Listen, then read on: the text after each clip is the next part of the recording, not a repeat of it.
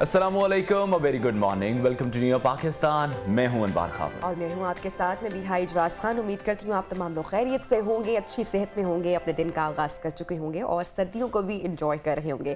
तो नाज़रीन, प्रोग्राम का बाकायदा आगाज़ करते हैं और आगाज़ करेंगे शहनशाह मौसीकी से। जिन लोगों ने भी नाज़रीन नुसरत फ़तेह अली खान साहब को लाइव सुना है, वो लोग खूब जानते हैं कि नुसरत अली साहब मौसीकी में कितना बड़ा मकाम रखते हैं। और ये बात मैं सिर्फ पाकिस्तान की नहीं कर रही हूँ, पाकिस्तान से बाहर भी जो उनके मद्दाह हैं, आज तक उनकी जो तादाद है वो बहुत ज़्यादा है। और उस दौर में भी आई स्टिल रिमेंबर, मुझे मेरे बचपन की बात याद है। मैं अभी प्रोग्राम के आगाज से पहले भी आपसे बात कर रही कि मेरे अब्बा बहुत शौक से, मैं बहुत छोटी थी तो उनकी कव्वालियां सुनते थे और उस दौर में भी जो उनकी कैसेट थी अनवार, वो हाथों हाथ बिका करती थी। बिल्कुल, कैसेट्स के बाद भी हमने देखा कि किस तरह से सीडी प्लेयर्स का ज़माना भी आया। उसके बाद अब हम जिस दौर में रह रहे हैं, सोशल मीडिया का दौर है। अगर हम यूट्यूब की बात करते हैं, डिफरेंट प्लेटफॉर्म्स की बात करते हैं, तो अभी भी हम देखते हैं कि जो खान साहब की मौसीकी है, उनकी कव्वालियां हैं, वो लोगों को किस हद तक पसंद हैं। और अभी भी आप यूट्यूब पर जाते हैं तो मिलियंस में वहां पर व्यूज़ मौजूद हैं। हालांकि खान साहब को गुजरे एक लंबा अरसा गुजर चुका है,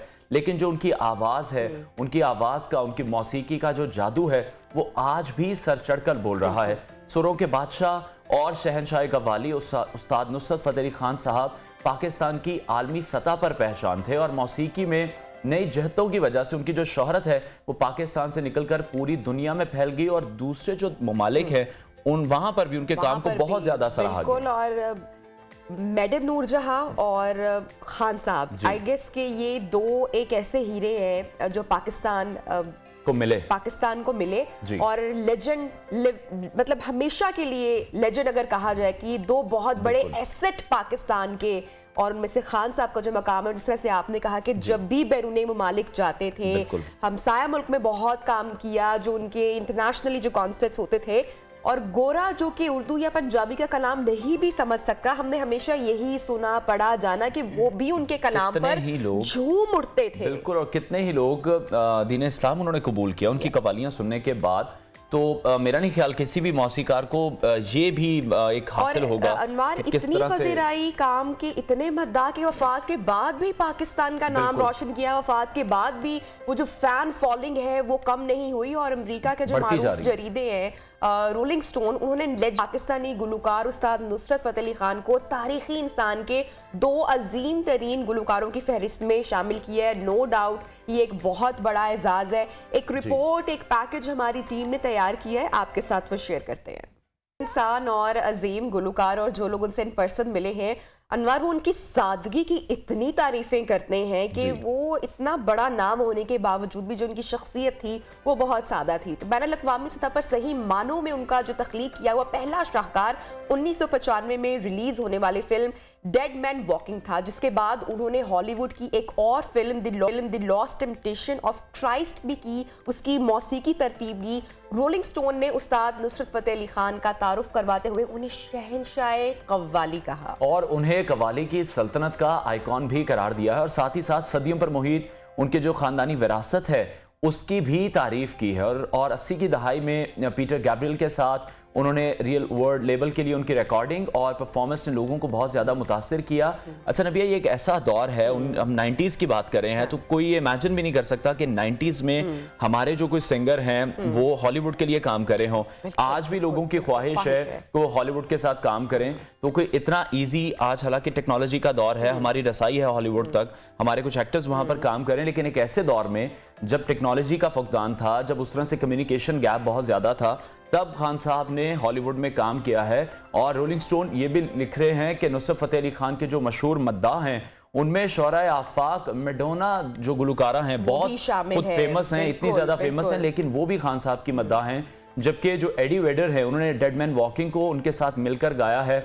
और साथ ही साथ उन्होंने उस्ताद के साथ एक अच्छे तरीके से जो वर्किंग रिलेशन कायम करना था, उसके लिए उन्होंने पंजाबी सीखी, उर्दू सीखी। तो ये बहुत बड़ी बात है फन मौसीकी का। फहरिस्त है बिल्कुल, जिस तरह से आप इसका जिक्र कर रहे हैं, तवील फहरिस्त है अचीवमेंट की, पाकिस्तान का नाम आगे बढ़ाने की, रोशन करने की।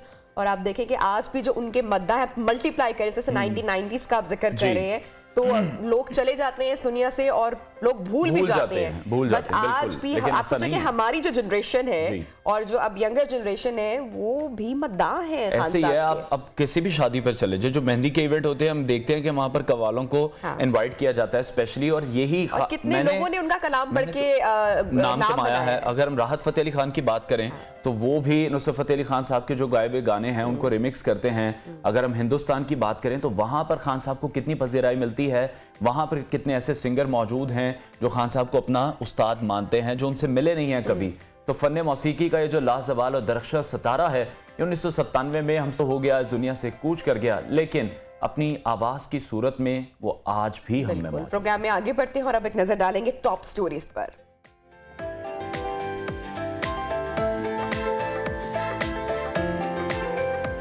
नुसरत फतेह अली खान अजीम से अजीम तर हो गए, तारीखी इंसान के अजीम तरीन गुलकारों में शामिल।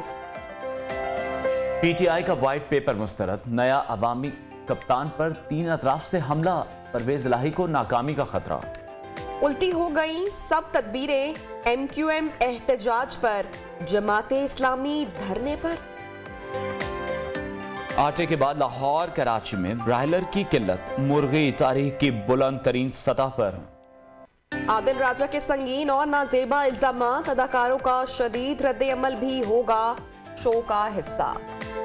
आगे बढ़ते हैं, प्रोग्राम का आगाज करते हैं। सेगमेंट 1 में हम सबसे पहले डिस्कस करेंगे कि गुज़श्ता रोज जिस तरह से हमने देखा कि प्रेस कॉन्फ्रेंसेज हुई हैं और इल्जामात की सियासत की गई है भरपूर, और ये सिलसिला जो है ये दिन भर जारी रहा। सबसे पहले जो पाकिस्तान तहरीक इंसाफ की जानिब से हुकूमत के खिलाफ व्हाइट पेपर जारी किया गया था, उस पर हमने देखा कि वफाकी वजीर खजाना इसहाक डार मंजर आम पर आए, धुआंधार प्रेस कॉन्फ्रेंस उन्होंने की, और तहरीक इंसाफ की जानिब से जो व्हाइट पेपर शाया किया गया था उसको उन्होंने यकसर मुस्तरद कर दिया। जहां इसहाक डार ने कहा कि पीटीआई ने व्हाइट पेपर से अवाम को गुमराह करने की कोशिश की है, साथ ही पीटीआई के इस दावे को भी गलत करार दिया कि उन्होंने जो 55 लाख मुलाजमतों का दावा किया है ये भी एक गलत बात है।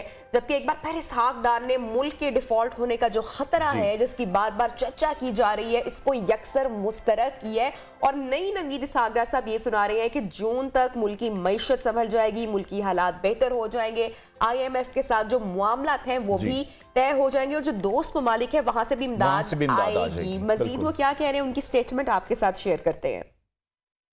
दूसरी तरफ राना सनाउल्लाह भी पीछे नहीं रहे, और हम देख रहे हैं कि ऑडियो लीक्स पर उन्होंने खूब ताने दिए हैं और आड़े हाथों भी लिया है। यकीनी तौर पर नबिया, जो ऑडियो लीक्स की अगर हम बात करते हैं, वीडियो लीक्स की बात करते हैं, तो खुद सियासतदानों के लिए तमाम तर मामला ठीक नहीं है, लेकिन हम देख रहे हैं कि जब भी किसी दूसरी पार्टी के अगेंस्ट इस तरह की वीडियो सामने आती हैं तो वो इस तमाम मामले को एंडोर्स करते दिखाई देते हैं। बिल्कुल ऐसा ही है। और फवाद चौधरी का अनवार ये भी कहना है कि इमरान खान पर जो सानिया वजीराबाद हुआ, उन्होंने कहा कि 3 जानिब से हमला किया गया। बहरहाल राना सनाउल्लाह इस हवाले से क्या कह रहे हैं पहले वो देखते हैं। और इतने ताबड़तोड़ हमलों के बाद पाकिस्तान तहरीक इंसाफ आपको पता है कि बिल्कुल पीछे नहीं रहती। फवाद चौधरी सामने आए और उन्होंने कहा कि इमरान खान पर हमले के हवाले से जो नया दावा वो करते दिखाई दे रहे हैं कि वजीराबाद में इमरान खान पर 3 अतराफ से हमला किया गया, 3 अफराद वहां पर मौजूद थे और 3 तरह के जो हथियार हैं वो इस्तेमाल किए गए, उनसे फायरिंग की गई।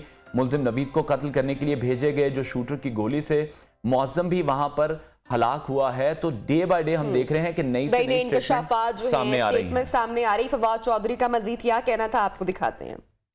इस कातलाना हमले में जिसमें इमरान खान की जान लेने की कोशिश की गई, ये बात साबित हो गई है कि 1 नहीं 2 नहीं बल्कि 3 हमलावर इमरान खान के ऊपर असैसिनेशन अटैम्प्ट में शामिल हैं। इमरान खान के जो गार्ड्स हैं उनकी तरफ से कोई गोली जो है वो नहीं चली गई, एक भी गोली जो है वो गार्ड्स की फायर नहीं हुई। ये 3 मुल्ज़मान जो थे वो इस असैसिनेशन अटैम्प्ट में शामिल थे। इसका मकसद इमरान खान को कत्ल करना था और उसका मकसद पाकिस्तान में एक सियासी इंतशार फैलाना था। नाज़रीन, फवाद चौधरी की स्टेटमेंट आपने सुनी। इस सारे शोर शराबे में इमरान खान ने हिदायत की है कि 11 जनवरी से कबल हर सूरत एतमाद का वोट लिया जाए, जिसके लिए पार्टी रहनुमा अरकान असेंबली से राब्तों का अमल जल्द मुकम्मल करे। तो एक जानिब तो ये सब कुछ हो रहा है और साथ ये भी खबरें आ रही हैं कि 3 अरकान एतमाद के वोट में नहीं आएंगे और इन 3 अरकान की जो पार्टी पॉलिसी है उसके खिलाफ जाने के इम्कानात भी जाहिर किए जा रहे हैं। बिल्कुल, और इक़्तिदार की राहदारियों में इस वक्त क्या हो रहा है इस हवाले से हम मजीद बात करेंगे। एंकर पर्सन और तजियाकार सैयद समर अब्बास ने हमें ज्वाइन किया है। समर, बहुत शुक्रिया आपके वक्त के लिए। इसहाक डार ने तो हम देख रहे हैं कि पाकिस्तान तहरीक इंसाफ की जानिब से जो वाइट पेपर जारी किया गया था उसको मुस्तरद कर रहे हैं, साथ ही साथ मुआशी आदाद शुमार भी पेश कर रहे हैं। मईशत बेहतर करने के लिए एक बार फिर हम देख रहे हैं कि वो जून तक का वक्त मांग रहे हैं, जो कि यकीनी तौर पर अवाम के लिए बहुत ज्यादा मुश्किल होगा। आप ये समझते हैं कि जो मौजूदा हुकूमत है वो IMF से मामलात बर वक्त तय कर लेगी? देखिए जी, इसहाक डार साहब को तो यही लगना है कि मईशत क्या ठीक होनी है, उन्होंने तो यही कहना है। तहरीक इंसाफ ने वाइट पेपर जारी किया, उनका काम है कि जितनी भी मईशत अच्छी हो उसको उन्होंने बुराई कहना है, वो अच्छा नहीं कहेंगे। लेकिन ज्यादा जो मेरे लिए अलार्मिंग बात है वो ये है कि शहबाज शरीफ साहब ने एक तो खुद माना कि हालात इतने अच्छे नहीं हैं, हालात बहुत बुरे हैं, महंगाई बहुत ज्यादा है। लेकिन नून लीग के अपने ही आज से 3-4 महीने पहले के जो मिर्जा इस्माइल थे, जिन्हें कभी सुपरमैन कहा जाता था, कभी क्या कहा जाता था, वो जो बता रहे हैं तस्वीर इस वक्त मईशत की पिक्चर पेंट कर रहे हैं, वो तो बड़ी ही खौफनाक है, बड़ी भयानक है। वो तो बता रहे हैं कि हम डिफॉल्ट के बड़े करीब पहुंच चुके हैं, हालात हमारे बहुत बुरे हैं पाकिस्तान की मईशत के।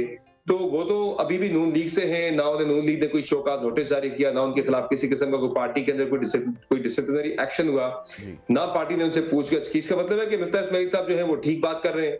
अब मामला जो है, मुझे तो सूरत हाल बेहतर होती नजर नहीं आ रही, जिस तरह से इसहाक डार साहब कह रहे हैं कि 6 महीने में सूरत हाल बेहतर हो जाएगी। चूंकि हम जो IMF के साथ बातचीत कर भी रहे हैं, IMF के 2-3 जो शराइत उन्होंने हमारे सामने रखी है, एक तो ये रखिए कि एक्सचेंज रेट जो है उसे मार्केट डिटरमिन्ड होना चाहिए, यानी कि जो डॉलर की असल जो पाकिस्तान के अंदर वैल्यू है, डॉलर उसी पे उसकी खरीदो फरोख्त होनी चाहिए।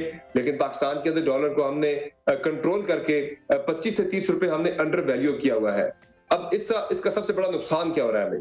हमें सबसे बड़ा नुकसान ये हो रहा है कि हमारी जो तरसीलात ज़र है, जो हमारी रिमिटेंसेस हैं, जो बाहर से हमारे समुद्र पार जो हमारे पाकिस्तानी हैं, वो जो पैसा भेजते हैं मुल्क के अंदर, वो पैसा जो है वो बैंकिंग चैनल से अब पैसा नहीं आ रहा। जब चूंकि इंटर बैंक के अंदर जो डॉलर का रेट है वो 225-30 रुपए का चल रहा है, जबकि जो ओपन मार्केट के अंदर जो डॉलर की जो खरीदो फरोख्त है वो 235-40 पे हो रही है, जबकि अब जो ब्लैक मार्केट के अंदर डॉलर बिक रहा है वो 260 रुपए तक बिक रहा है।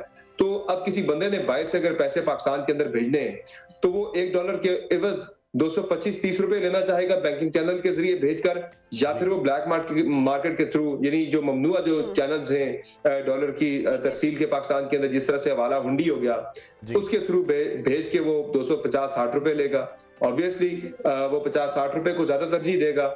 इसका नुकसान ये हो रहा है कि ये पैसा जब बैंकिंग चैनल से नहीं आता तो उसका गवर्नमेंट ऑफ पाकिस्तान को काफी ज्यादा नुकसान होता है। हमारी रिमिटेंसेस के अंदर वो पैसा नहीं आ रहा। वो समन, ये जो मौजूदा सूरत हाल के ऊपर आप एनालिसिस शेयर करें, लेकिन मैं एक शॉर्ट कंपैरिजन भी आपसे जरूर जानना चाहूंगी, क्योंकि पाकिस्तान तहरीक इंसाफ की जब हुकूमत बनी धारा में, तो इलेक्शन से पहले और इंतखाबात जीतने के बाद भी बड़े अजीबोगरीब दावे भी किए गए नौकरियों के हवाले से।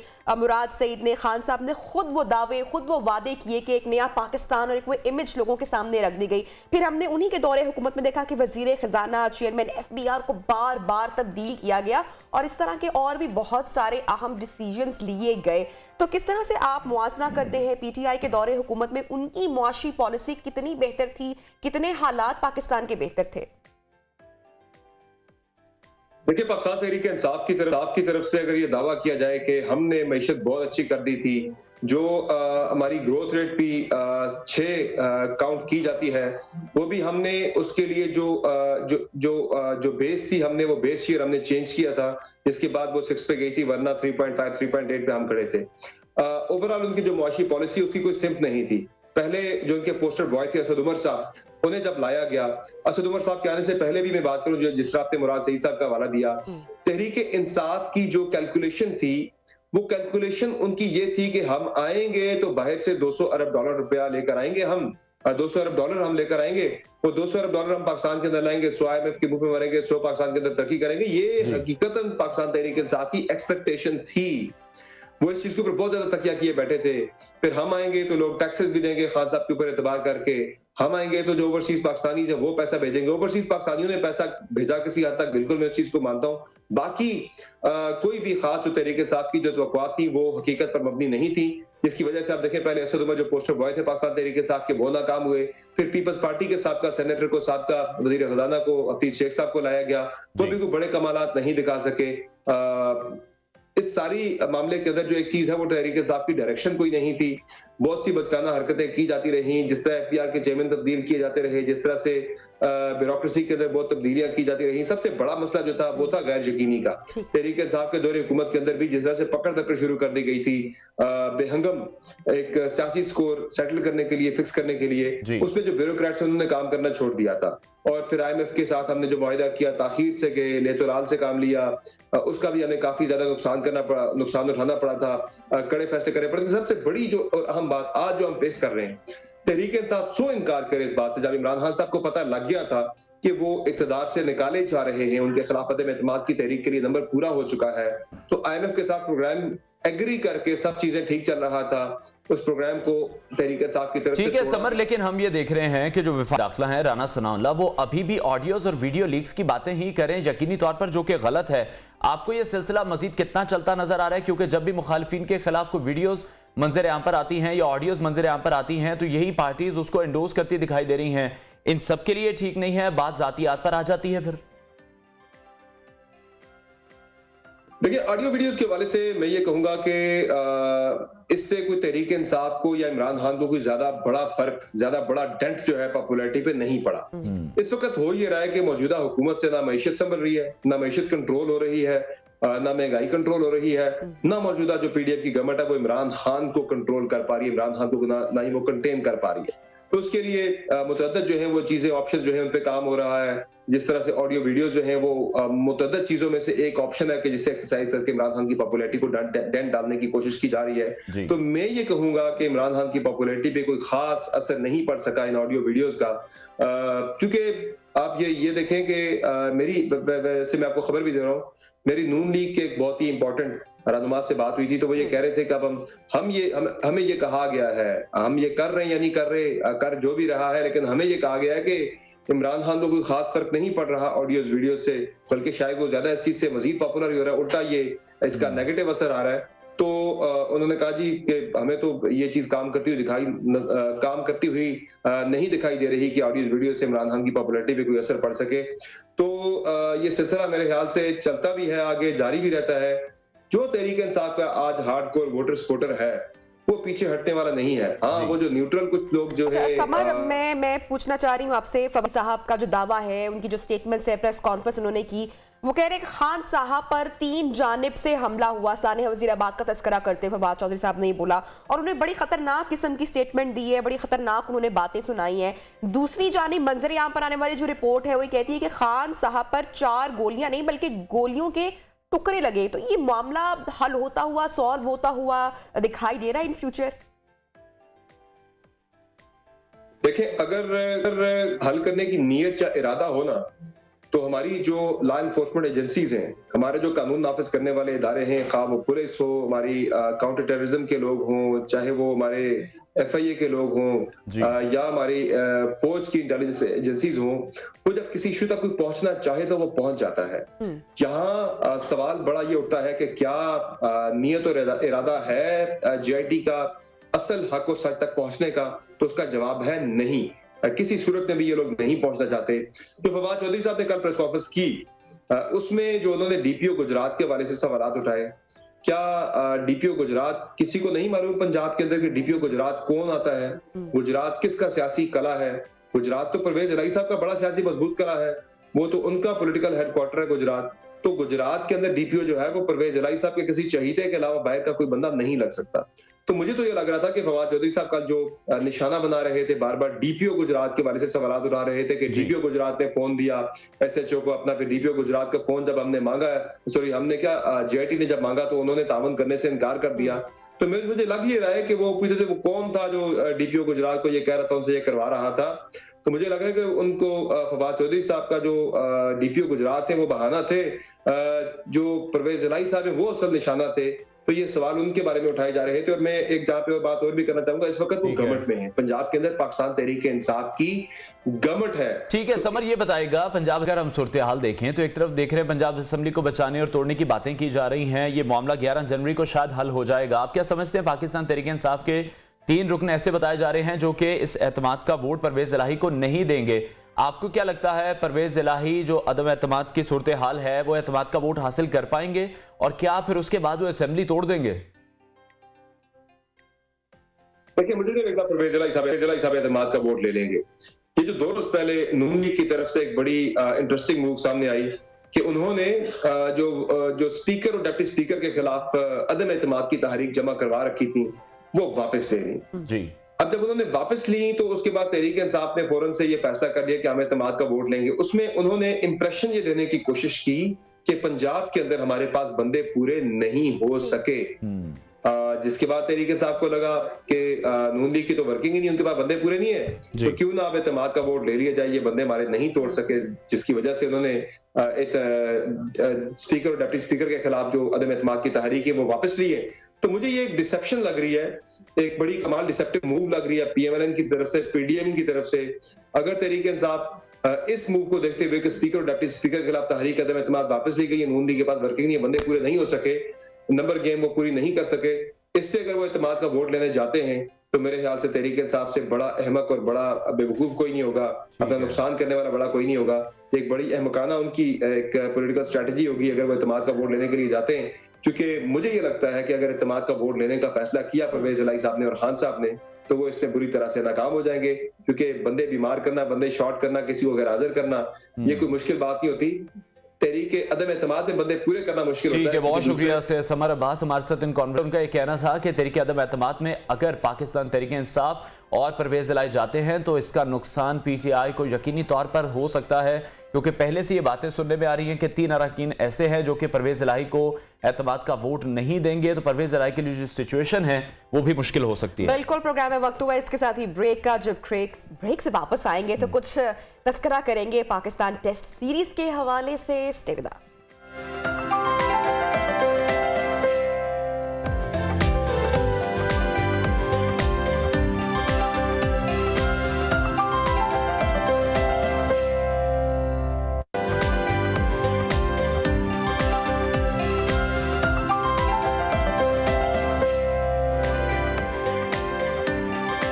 Welcome back. खेल के मैदान से खबर शामिल करेंगे और नबिहा फाइनली थोड़ा सा रिलीफ ये मिला है कि कल का जो दिन था वो कौमी टीम ने सारा दिन बैटिंग की है, और ये बहुत बड़ी बात है कि पूरा दिन जो हमारे बैट्समैन है वो क्रीज पर मौजूद रहे हैं। बिल्कुल होगी क्रिकेट मद्दाहों की, फैंस की कल वो जो खदशा था वो खत्म हुआ होगा, आई एम श्योर। बिल्कुल, जो खदशात थे वो खत्म तो यकीनी तौर पर हुए हैं कि बैटिंग लाइन चलेगी या नहीं चलेगी, मगर जो कल हमारे बल्लेबाज थे वो फॉर्म में नजर आए हैं, और कल के दिन तक न्यूजीलैंड टीम से अभी भी लेकिन हम 40 रन पीछे हैं। चौथे रोज का जो खेल है वो शुरू होगा आज।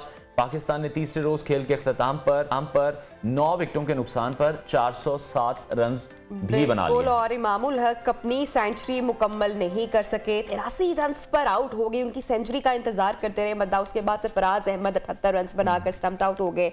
सऊद शकील ने अपनी पहली टेस्ट सेंचुरी स्कोर की, बड़ी दाद मिल रही है, और अब सऊद शकील 124 और इब्रार अहमद 0 पर नॉट आउट है। तो देखते हैं कि पाकिस्तान टीम आखिरी विकेट पर कितना स्कोर करती है। आज खेल का चौथा दिन है और आज का दिन न्यूजीलैंड के पास है। उम्मीद है कि आज पाकिस्तान के जो बॉलर्स हैं वो अच्छी बॉलिंग का भी मुजाहरा करेंगे, और अगर न्यूजीलैंड को जल्द और कम स्कोर पर आउट करने में कामयाब हो गए तो अनवार जीत हमारा मुकद्दर बन सकती है। लेकिन आपको पता है जो पाकिस्तानी टीम के इश्यूज हैं वो मैच ड्रॉ की तरफ जाता भी दिखाई दे रहा है, किसी न किसी सूरत में मौजूद हैं। असद अवैस स्पोर्ट्स एनालिस्ट हैं, उनसे बात करते हैं। अवैस, बहुत शुक्रिया। आप किस तरह से देख रहे हैं पाकिस्तान ने जो कल बैटिंग परफॉर्मेंस दी है, पूरा दिन क्रीज पर मौजूद रहे हैं और टेस्ट सीरीज थी, लेकिन फिर भी ऐसा ये कहा जा रहा है, सोशल मीडिया पर भी हमने देखा कि बहुत ज्यादा स्लो खेल रहे थे बैट्समैन। अस्सलाम वालेकुम जी। देखें, एक तो एक अच्छी बात आपको पता है पाकिस्तान का कमांडिंग पोजीशन में जरूर है, क्योंकि बात की जा रही थी कि शायद पाकिस्तान स्ट्रगल करेगा, क्योंकि हमेशा एक हिस्ट्री है पाकिस्तान की टेस्ट मैचेस के अंदर कि दूसरी और तीसरी इनिंग्स हमेशा पाकिस्तान के लिए मुश्किल रहती है। लेकिन जितना बड़ा स्कोर आपको पता है, अनफॉर्चुनेटली जो आखिरी विकेट थी उसने 100 रन की पार्टनरशिप भी वहां पर परफॉर्म कर दिया न्यूजीलैंड की तरफ से अपना, और जिस तरीके से वो हर्ट किया पाकिस्तान को वो आपको नजर आ रहा था, वरना पाकिस्तान शायद इस मैच में थोड़ा वे हेड होता। लेकिन सऊद शकील को आपको करना पड़ेगा अप्रिशिएट, जिस तरीके से उस लड़के ने फाइट की है यहाँ पर, क्योंकि आपको सख्त उस वक्त टीम के अंदर के फाइट करे, क्योंकि बाबर आजम आपको पता है जल्दी आउट हो गए थे, आपके ओपनर्स जल्दी चले गए थे, शान मसूद, फिर उसके बाद इमामुल हक, सरफराज अहमद की मैं बात लाजमी करना चाहूंगा, उन्होंने बड़ी जबरदस्त परफॉर्मेंस दिखाई। लेकिन सऊद शकील की मैं कहता हूँ जो परफॉर्मेंस है वो हमेशा याद रहेगी इस टेस्ट मैच के लिए।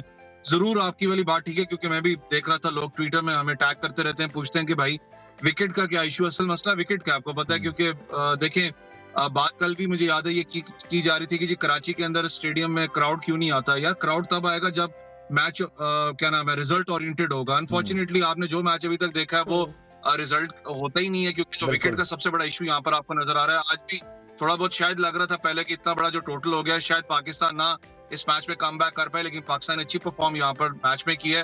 पाकिस्तान मैच में कम बैक किया, लेकिन आपको पता है ये ड्रॉ की तरफ ही जाएगा मैच। अच्छा अवैस, जानना ये चाह रहे हैं कि टेस्ट का ऑब्वियसली आज चौथा रोज है, न्यूजीलैंड टीम ऐसा लग रहा है कि फास्ट पेस में खेलेगी और अगर वो 300 और प्लस स्कोर करती है तो फिर हम डिफाई पोजीशन में आ जाएंगे, क्या कहते हैं आप? देखिए ऑब्वियसली क्योंकि cricket is a funny game, आपको कुछ पता नहीं होता कि क्या कुछ हो सकता है। यहाँ पर शायद पाकिस्तान डोमिनेट कर जाए, लेकिन देखिए ना आपको हमेशा एक बात ज़हन में रखनी पड़ेगी, जो मैंने कहा तीसरी चौथी इनिंग्स पाकिस्तान के लिए ड्रामेटिकली एक कुदरती है कि बड़ी अजीब सी होती है। पाकिस्तान टीम बड़ा कुछ अजीब कर जाती है उसके अंदर, लेकिन पाकिस्तान के जो बॉलर्स हैं उनकी पेस बैटरी को स्पेसिफिकली मैं कहता हूँ यहाँ काम करने की जरूरत है। कहीं ना कहीं हमें राइट आर्म ऑफ स्पिनर की कमी महसूस हो रही है। आई डोंट नो कि नोमान को किसके बाहर बिठाया गया था, हसन अली को यहाँ पर लेके आया था। हसन अली आपको पता है 100% फिट भी नहीं थे और स्पेसिफिकली उनकी जो हालिया परफॉर्मेंस रही है वो इतनी खास नहीं रही। लेकिन पाकिस्तान की जो पेस बैटरी है, मीर हमजा की बात करें, नसीम शाह आपको पता है स्ट्रगल करते हुए नजर आ रहे हैं, क्योंकि इस विकेट पे इतना कुछ खास है नहीं बॉलर्स के लिए, ना ग्रास मौजूद है। मुझे याद है शाहिद खान अफरीदी मैच से कोई 3 दिन पहले स्टेडियम में गए थे, उन्होंने कहा जी हम थोड़ी बहुत घास छोड़ेंगे यहाँ पर जो बॉलर्स को मदद देगी, लेकिन वो चीज आपको पता नजर बिल्कुल भी नहीं आई आपकी पेस बैटरी के अंदर। लेकिन आपकी फास्ट बॉलर्स पे बहुत ज्यादा डिपेंडेंट है कि वो किस तरीके से आपको ब्रेक थ्रूज लेते हैं। जरूर न्यूजीलैंड की कोशिश होगी कि हम लोग थोड़ा एग्रेसिव खेलें, क्योंकि उनको पता है कि पाकिस्तान एग्रेशन के अंदर ठीक है। अवैस ये बताइएगा, अभी हम देख रहे हैं स्टेटमेंट एक सामने आई इंजमामुल हक की, वो ये कह रहे हैं कि सिलेक्शन की उन्हें समझ नहीं आई इस सीरीज में। अगर देखें तो इस मैच में भी देखें बहुत ज्यादा ऑलराउंडर्स शामिल हैं, इस पर क्या कमेंट करेंगे? साथ ही आपको क्या लग रहा है मैच ड्रॉ की तरफ ही जाएगा? मैंने वही आपको बात की ना, मुझे समझ में नहीं नोमान को किस लिए ड्रॉप आपने किया। हसन अली को देखें स्पिन बॉलिंग ट्रैक है, आपको याद हो जब न्यूजीलैंड पाकिस्तान खेलने आया था उन्होंने ज्यादा नेट बॉलर्स को भी स्पिन को यूज किया था, फास्ट बॉलर्स को यूज नहीं किया, क्योंकि उनको जेन में ये बात थी। फिर मुझे याद है टीम साउथी ने बयान दिया था कि हमने इब्रार पे बहुत ज्यादा काम किया। जब आप एक बॉलर को इतना एक्सपोज करते हो, देखो उसने पिछले मैच में 5 खिलाड़ियों को आउट किया, पहली इनिंग्स में भी उसने लड़के ने आउट किया, लेकिन वो इंडिविजुअली स्कोर बहुत अच्छा है। पाकिस्तान को तो डेंट पहुंचा गया वो चीज, क्योंकि आपने उसको एक्सपोज यहाँ पर कर दिया हुआ है। जो पिच सिलेक्शन के फिर एक बात की जाती है, जो नई जो उसमें आई है कि जी ये सारा कुछ हमारे पिछले टेन्योर में हुआ है, हमारे इस टाइम पे नहीं हुआ, हम लोग कोशिश करेंगे इसको अच्छा करें, लेकिन ये चैलेंजेस बहुत ज्यादा है इनके लिए। जो लड़के टॉप परफॉर्मर है कायदा आज़म ट्रॉफी के, जो कि लॉन्गर फॉर्मेट में परफॉर्म करते हैं, उनको लेके आपको आना पड़ेगा यहाँ पर। Thank you so much for joining us in new Pakistan, और आपका एनालिसिस आप शेयर कर रहे थे। तो अब अनवार जो जिम्मेदारी है वो पहले बल्लेबाजों का जिक्र किया जा रहा था कि हमारा जो बैटिंग ऑर्डर है वो परफॉर्म करे, लेकिन अब सारी जिम्मेदारी बॉलर्स पर आ चुकी है। सो बेस्ट विशेस शाहीनों के लिए। बिल्कुल, और ब्रेक लेंगे प्रोग्राम में, और ब्रेक के बाद कराची की सियासत में क्या हलचल मची हुई है इस पर डिटेल तबसरा करेंगे आपके साथ। फारूक में ज्वाइन करेंगे ब्रेक के बाद, और बात होगी कि मुत्तहिदा क्या दोबारा से मुत्तहिद होने जा रही है। स्टे विद अस।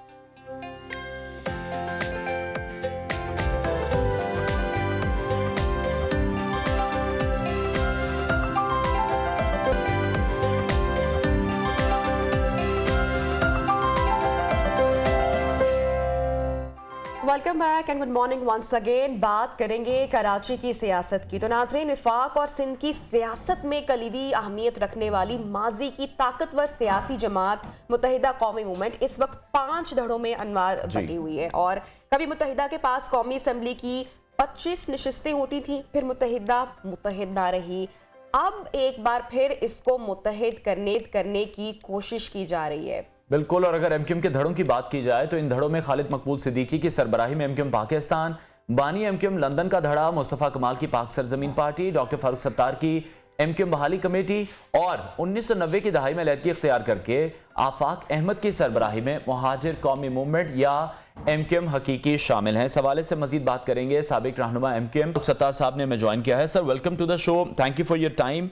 आप किस तरह से देख रहे हैं जिन धड़ों का मैं जिक्र कर रहा हूं, ये तमाम धड़े मुत्तहिद होने जा रहे हैं, कौन कौन सा इत्तेहाद इसमें शामिल होगा, और ये जो खुशखबरी है ये कब तक सुनने को मिल जाएगी कि एमक्यूएम फिर से एक हो गई है कराची के अवाम के लिए, दोबारा से एमक्यूएम उसी तरह से हमें एक्टिव नजर आएगी जैसे पहले थी?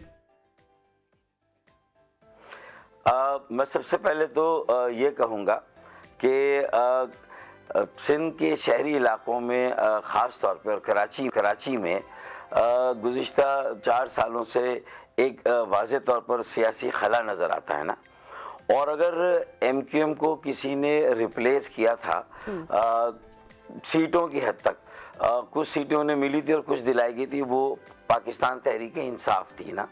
अच्छा, लेकिन उसकी तंजीम, नेटवर्क, कोई ऑर्गेनाइजेशन गलियों मोहल्लों में उस तरह से MQM की कमी को पूरा नहीं कर सकी जिस तरह MQM का एक तरीका था, एक लोअर मिडिल क्लास और एक आम लोगों की पार्टी बनकर गलियों और मोहल्लों इलाकों में भी लोगों की बुनियादी ज़रूरतों को लुक आफ्टर करना, उसको पूरा करना। अच्छा, इस खला की मुसलसल मौजूदगी से ये नुकसान था कि अगर कहीं कराची आपस में किसी तरह की कोई नाचाकी होती, इस पोलराइजेशन से, इस तकसीम से लेकर कराची गैर मुस्तहकम होता है, तो देखिए कराची का इस्तेहकाम पाकिस्तान का इस्तेहकाम, कराची की तामीर तरक्की पाकिस्तान की तामीर तरक्की। अच्छा, फिर जब हम 2016 में लंदन से अलग हुए तो उससे पहले भी और उसके बाद भी कोई यहाँ पर सरकारी सतह पर वफाक से सूबे से कोई ऐसी इन्वेस्टमेंट नहीं हुई कि 10 जो जिसे कहते हैं ना कि 65 करोड़ गैलन इजाफी यौमिया पानी के मंसूबे दरामद हो जाता और सर्कुलर ट्रेन चल जाती, कचरा उठाने का निकासियाब का कोई निज़ाम चल जाता। 1100 अरब का ऐलान किया गया था जब अर्बन फ्लडिंग और कराची में शदीद बारिशें हुई, तो वो PTI की हुकूमत ने उसमें से 30 अरब भी मुश्किल से नहीं दिए। इसी तरह 750 अरब रुपए का सालाना बजट रखा गया लेकिन एक ढेला नहीं मिला। तो ये जो एहसास महरूमी, यतीमी, बेगानगी, बेबसी और जिसे कहते हैं कि अदम तहफ़्फ़ुज़, इसकी वजह से ये एक ख़तरा था। तो मैं 2.5 सालों से इस काम पे लगा था कि कम से कम जो 4 धड़े बाकायदा मेरी रीच में है, मेरी पहुँच में है, मेरी बसात में है, मैं उनको एक करूँ। और मैंने खालिद मकबूल सिद्दीकी भाई से, मैंने मुस्तफ़ा कमाल से भाई से और आफाक अहमद भाई, मैंने सबसे मुलाकात की और सबसे कहा, लेकिन शायद वो वक्त नहीं था। मैंने इसीलिए इलेक्शन भी लड़ा ज़िमनी कि हम आपस में मिलकर ये काम कर सके, लेकिन हो नहीं सका। अब जब से गवर्नर कामरान टिसूरी साहब ने इस काम का बीड़ा उठाया है तो इसकी रफ्तार में बहुत तेज़ी आई और मुझे यकीन है कि अब इंशाल्लाह ये चंद दिनों की बातें, कम से कम MQM पाकिस्तान, MQM जो है वो तंजीम बहाली कमेटी और PSP जो है वो आपस में जम होने जा रहे हैं। सर, अभी तक जो इनिशियली जो इतलात सामने आ रही हैं, आफाक साहब ने तो इत्तेहाद का हिस्सा बनने से इनकार किया है। आपकी उनसे लास्ट टाइम गुफ्तगू कब हुई, क्या गुफ्तगू हुई? फिर मुस्तफ़ा कमाल और खालिद मकबूल सिद्दीकी के साथ हमने अभी तक जो इत्तलात आ रही हैं ऑफिशियली वो यही है कि आप काम करने को तैयार हैं, खासतौर पर आप पार्टी के ऑब्वियसली सरबराह भी रहे हैं, सीनियर भी हैं, तो आफाक साहब के हवाले से आप कोई कंफर्मेशन देंगे? देखिए, मेरी उनसे जो आखिरी मुलाकात हुई थी वो जो ज़िमनी इलेक्शन अगस्त 2022 में हुआ था, NA 245, तो उसका बहाना इतना बड़ा था, एक्सक्यूज़, कि वो हिजाब जो हमारे दरमियान मिलने में था ना वो ख़त्म हो गया। मैं PSP के कायद पाकिस्तान हाउस चला गया, बहादुराबाद से खालिद मकबूल सिद्दीकी कहीं ना कहीं 3 मरतबा मुझे मेरी वालदा का इंतकाल हुआ तो वो आए थे, तो हमारी अच्छी गुफ्तगू नशिस्तें हुई और मेरी तमाम बातों को उन्होंने माना था। और PSP वालों का और शायद आफाक अहमद भाई से भी मैं मिला किसी एक दोस्त के घर पे, तो हमारी बड़ी तफसीली बात थी। और आफाक भाई ने तो क्लियरली कहा था कि देखें, अगर खालिद मकबूल सिद्दीकी आपके साथ आते हैं और आप दोनों आपस में एक होते हैं तो फिर मैं इसमें अपना वजन डाल सकता हूँ। लेकिन अब उनका कोई बयान आया कि शायद वो मुत्तहिदा की पॉलिटिक्स को ज्वाइन नहीं करना चाहेंगे और अपनी सोलो फ्लाइट को कायम रखेंगे। मैं समझता हूँ कि 92 से वो अलग हुए हैं, उन्होंने भी देख लिया कि बहुत मुश्किल से एक आध बार उन्हें कोई सीट मिली थी, उसके बाद उनकी पजीराई नहीं हुई थी। इसी तरह जाहिर है कि मैं भी अकेला वो इलेक्शन नहीं जीत सकता था। PSP ने भी देख लिया कि क्या सिचुएशन रही। MQM की भी वो जो सीटें ऑलमोस्ट थी वही की वही सारी सीटें कायम रही, इसमें कोई इजाफा नहीं हुआ। जो सीटें हमने 2018 में लूज कर दी। अच्छा, अब ये सिर्फ सीटों का मसला नहीं है, ये कराची के अंदर तमाम हर जबान बोलने वाली इकाई है, हर इलाके का पाकिस्तानी जो यहाँ रहता है उसको भी रीच आउट करना है। और मुत्तहिदा कौमी मूवमेंट में अच्छी खासी नुमाइंदगी इनकी है। PTI MQM को रिप्लेस नहीं कर सकी और 4 साल में उसने भी कोई ऐसा काम नहीं किया जिससे कि लोग PTI की तरफ मुतवज्जो हों। तो मैं समझता हूँ कि गो के बज़ाहिर ये ज़रूर महसूस होता है कि PTI अगर 5 साल उसे चूंकि करने नहीं दिए गए, 4 साल में उसकी हुकूमत को हटा दिया गया, जो कि शायद एक गलत फैसला था। फिर एमकेएम ने भी पीटीआई को छोड़ के पीपल्स पार्टी को ज्वाइन के गलत फैसला किया। तो अब वक्त आ गया कि हम अपने गलत फैसलों का इजाला करें, अवाम से दोबारा रिकनेक्ट करें और अवाम से अपनी कोताहियों की गलती की माफ़ी भी मांगे और एक नैरेटिव दे, रोड मैप और विजन, जिसकी बुनियाद ये जो मैं तजवीज़ मेरी है, जो मेरी भरपूर सिफारिश है कि अब हमें अगले 10 सालों की लीडरशिप को आगे लाना है और उसमें 35 साल से कम उम्र के जवानों नौजवानों को तंजीमी ढांचे में भी उन्हें जो है वो 50% कम से कम नुमाइंदगी देनी है और सियासी नुमाइंदगी इंतखाबात हो तो उसमें भी कम से कम 50% 35 साल से कम उम्र के जवान और नौजवान होने चाहिए। ठीक है फारूक सत्तार साहब, ये बताइएगा क्या इस बात पर इत्तेफाक राय अभी हो चुका है कि आप तमाम लोग जो हैं वो खालिद मकबूल सिद्दीकी की सरबराही में काम करेंगे? आप भी सीनियर रुकन हैं, आप सरबराह भी रह चुके हैं एमक्यूएम के, क्योंकि एमक्यूएम की जानिब से तो कहा जा रहा है कि सरबराह खालिद मकबूल सिद्दीकी ही होंगे। और आपको क्या लगता है इस इंजमाम के बाद जब मुत्तहिदा इकट्ठी हो जाएगी तो जो सीटें आप लूज कर चुके थे पाकिस्तान तहरीक इंसाफ से, आप वापस ले सकेंगे वो सीटें? पहली बात तो ये कि खालिद मकबूल भाई की सरबराही पर गुज़िश्ता 2.5 सालों से मैं मुस्तकिल ये और मुसलसल ये कह रहा हूँ कि मुझे उनकी सरबराही में काम करने में कोई हर्ज नहीं। मैं तहरीक को, खालिद मकबूल सिद्दीकी भाई को, मैं एमकेएम को मजबूत करने आ रहा हूँ, कारकुनों की हिम्मत और हौसले को बढ़ाने के लिए आ रहा हूँ, जो मायूसी है उसको ख़त्म करके जो उम्मीद का सफ़र एक हमें शुरू करना है, मैं उसके लिए आ रहा हूँ, लोगों से दोबारा कनेक्ट करने के लिए। और एमकेएम असल में थी क्या और है क्या? एमकेएम पाकिस्तान की वाहिद सियासी जमात है जो कि दरअसल एक मिडिल क्लास पढ़े लिखे नौजवानों का सियासी अमल है और वाज़ेह है कि यही वो अमल था जब जामिया अलीगढ़ से कायदे आज़म मोहम्मद अली जिन्ना के साथ खड़ा हुआ था तो एक नामुमकिन पाकिस्तान एक मुमकिन पाकिस्तान बना था।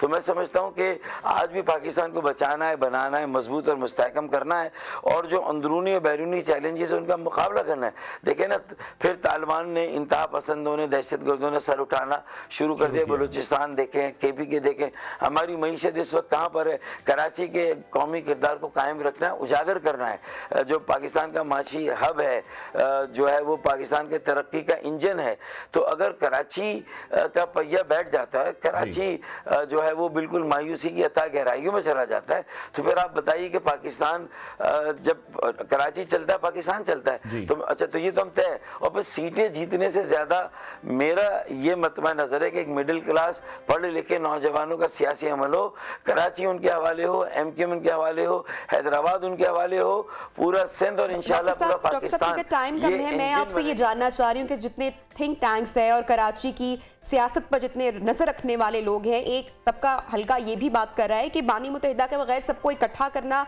किए बगैर वो जो नताइज हासिल करने जा रहे हैं वो नहीं हो पाएंगे। इस पर आप क्या कमेंट करेंगे, राय रखते हैं? देखिए, ये इसलिए तज्जिया और तबसरा होता है, बहुत सारे दानिश्वरों और बहुत सारे जो लोग अवाम के किसी न किसी तबके में है, वो इसलिए ये बात करते हैं कि गुज़िश्ता 6 सालों में जब से मैंने एमकेएम को लंदन से अलग किया और एमकेएम पाकिस्तान कायम की, तो उस वक्त से जो जायज़ आईनी हमें सहूलतें मिलनी चाहिए थी वो नहीं मिली। उस वक्त का एक नैरेटिव अजीब व गरीब था कि शायद उस वक्त पीएसपी बहुत ज़्यादा गुड बुक्स में थी और पीटीआई जो है वो एक फेवरेट पार्टी थी जो एक नज़र आ रहा था, और एमकेएम की तकसीम को रोकने की बजाय उसे और हवा दी जा रही थी। कहीं ना कहीं एक्सटर्नल फैक्टर भी था। इंटरनल फैक्टर तो हमारी अपनी कमज़ोरी या कोताही है कि हम क्यों आपस में लड़ रहे हैं और अलग हो रहे हैं। असल में तो जो एक्सटर्नल फैक्टर है वो उसी वक्त जो है वो इफेक्टिव और मौसर होता है जब इंटरनली हम खुद अपने आप को कमज़ोर करें। तो हमें अपने आप को मजबूत करना और एक्सटर्नल फैक्टर में जो हमारी स्पेस है वो हमें मिलनी चाहिए। वो स्पेस मिल जाती तो शायद ये सूरत हाल ना होती। तो मैं ये बात मानूंगा उन तजिया निगारों, तबसरा निगारों की कि हाँ, वहाँ लंदन के बॉयकॉट का भी एक इम्पैक्ट है और वो इम्पैक्ट इसीलिए है कि हम आपस में तकसीम हुए। वो इम्पैक्ट इसलिए। ठीक है डॉक्टर साहब, ये बस फरमा दीजिएगा, पाकिस्तान तहरीक इंसाफ की जानिब से हम देख रहा, ये कहा जा रहा है कि जो अभी नई सफबंदी की जा रही है, एमकेएम को इकट्ठा किया जा रहा है, वो सिर्फ इसलिए किया जा रहा है कि पीटीआई को काउंटर किया जा सके। देखिए, जब ज़ियाउल हक साहब का दौर था ना, तो जमात इस्लामी की गुड्डी चढ़ी हुई थी और जमात इस्लामी एक फेवरेट पार्टी समझी जाती थी और उसे शिकस्त देना एक नामुमकिन सी बात थी। फिर जब जमात इस्लामी महाज़ाराई पर गई, डिलीवर नहीं कर सकी, तो एमकेएम पाकिस्तान को स्पेस मिली और एमकेएम पाकिस्तान के पास भी जमात की तरह तंजीम थी, नेटवर्क थी, तो हमारा राइज हुआ और हमने 35 साल जो है वो बिला शिरकत खैर हम भी वहां पर रहे। ठीक है, डॉक्टर साहब शॉर्ट कमेंट बस कीजिएगा, वक्त की कमी है। तो फिर पीटीआई को स्पेस मिली। अब अगर पीटीआई ने हिमाकत की, महाज़ाराई की, तो हमें फिर स्पेस मिल रही है। तो हम तो सिर्फ अपना काम कर रहे हैं, हम किसी के खिलाफ हम सिर्फ अपना काम करें। बहुत शुक्रिया हमारे साथ इन कॉन्वर्सेशन थे। प्रोग्राम में वक्त हुआ है ब्रेक का, ब्रेक के बाद आपको ज्वाइन करते हैं। स्टे विद अस।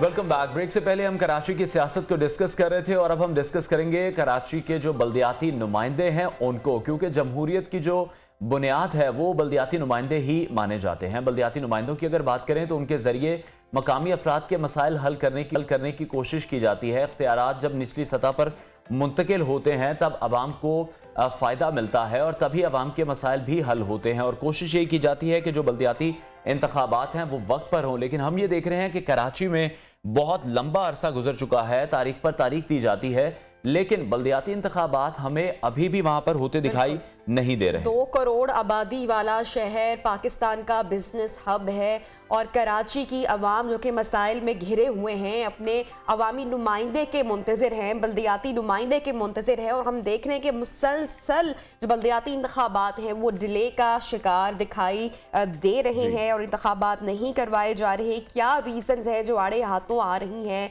क्या जो कराची के जो नुमाइंदगान हैं उनकी तरजीहात में शामिल नहीं है? एमक्यूएम की जानिब से बार बार इस पर जोर दिया गया, बात की जाती रही, लेकिन हमने देखा कि इंतखाबात ताखीर का मुसलसल शिकार हो रहे हैं। बिल्कुल नबिया, कहा भी यही जा रहा है कि जो मुत्तहिदा कौमी मूवमेंट है और पाकिस्तान पीपल्स पार्टी है ये ही नहीं चाहते कि इंतखाबात हो। और इस मामले में हम देख रहे हैं कि नूरा कुश्ती का सिलसिला जारी है और बल्दियाती इंतखाबात की तरफ ये दोनों पार्टियां नहीं जा रही। कल हम देख रहे हैं कि कल इदारा नूर हक में एमक्यूएम का जो वफ्द आया है उसमें अमीर जमात इस्लामी हाफिज नईमुर रहमान से मुलाकात भी की गई है और जो सूरत हाल है वो हम देख रहे हैं कि कुछ बदलती नहीं नजर आ रही, कुछ अच्छी सूरत हाल नहीं नजर आ रही। अगर हम लाहौर का भी रुख करें, लाहौर में हम हालात देख रहे हैं कि जो ब्रायलर मुर्गी का रेट है वो 500 क्रॉस कर चुका है, जो कि बड़ा ही अलार्मिंग फिगर है। हाफिज नईमुर रहमान ने हमें ज्वाइन किया है, कराची की सूरत हाल पे उनसे डिस्कशन करेंगे। हाफिज साहब, बहुत शुक्रिया आपके वक्त के लिए।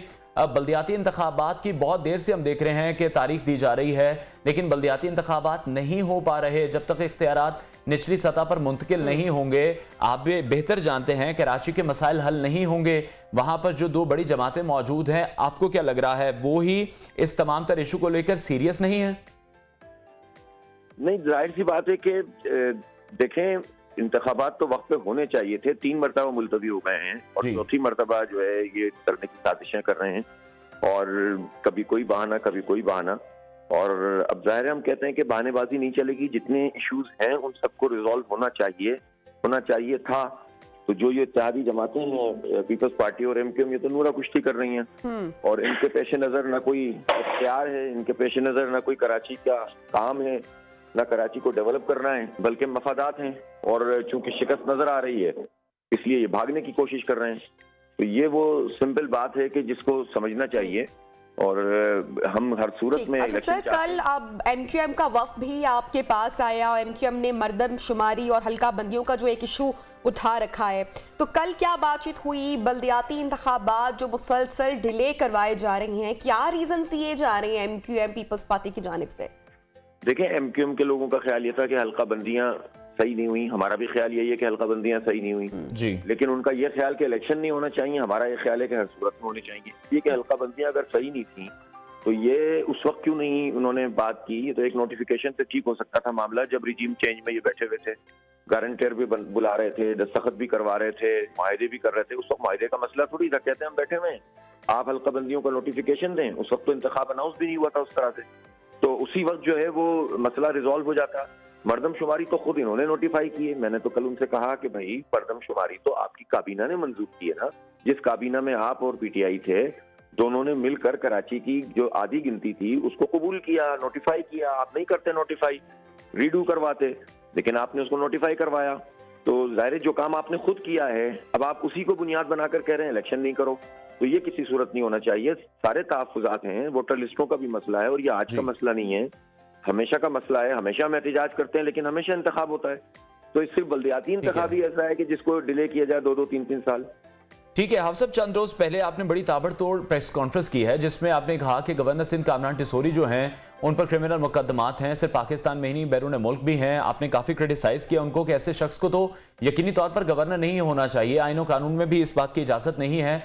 लेकिन जब कामरान टिसोरी साहब ने फिर एक तस्वीर शेयर की कि आपकी उनसे मुलाकात हुई, बड़े खुशगवार माहौल में हुई, उन्होंने कहा कि रात को तो बड़े खुशगवार माहौल में मिले, बड़ा अच्छा मूड था, सुबह मेरे खिलाफ प्रेस कॉन्फ्रेंस कर रहे हैं, तो ये दोहरा मयार किस तरह से हाफिज साहब अपना सकते हैं? तो जो सियासतदान हैं ये सिर्फ पॉइंट स्कोरिंग के लिए इस तरह से करते हैं?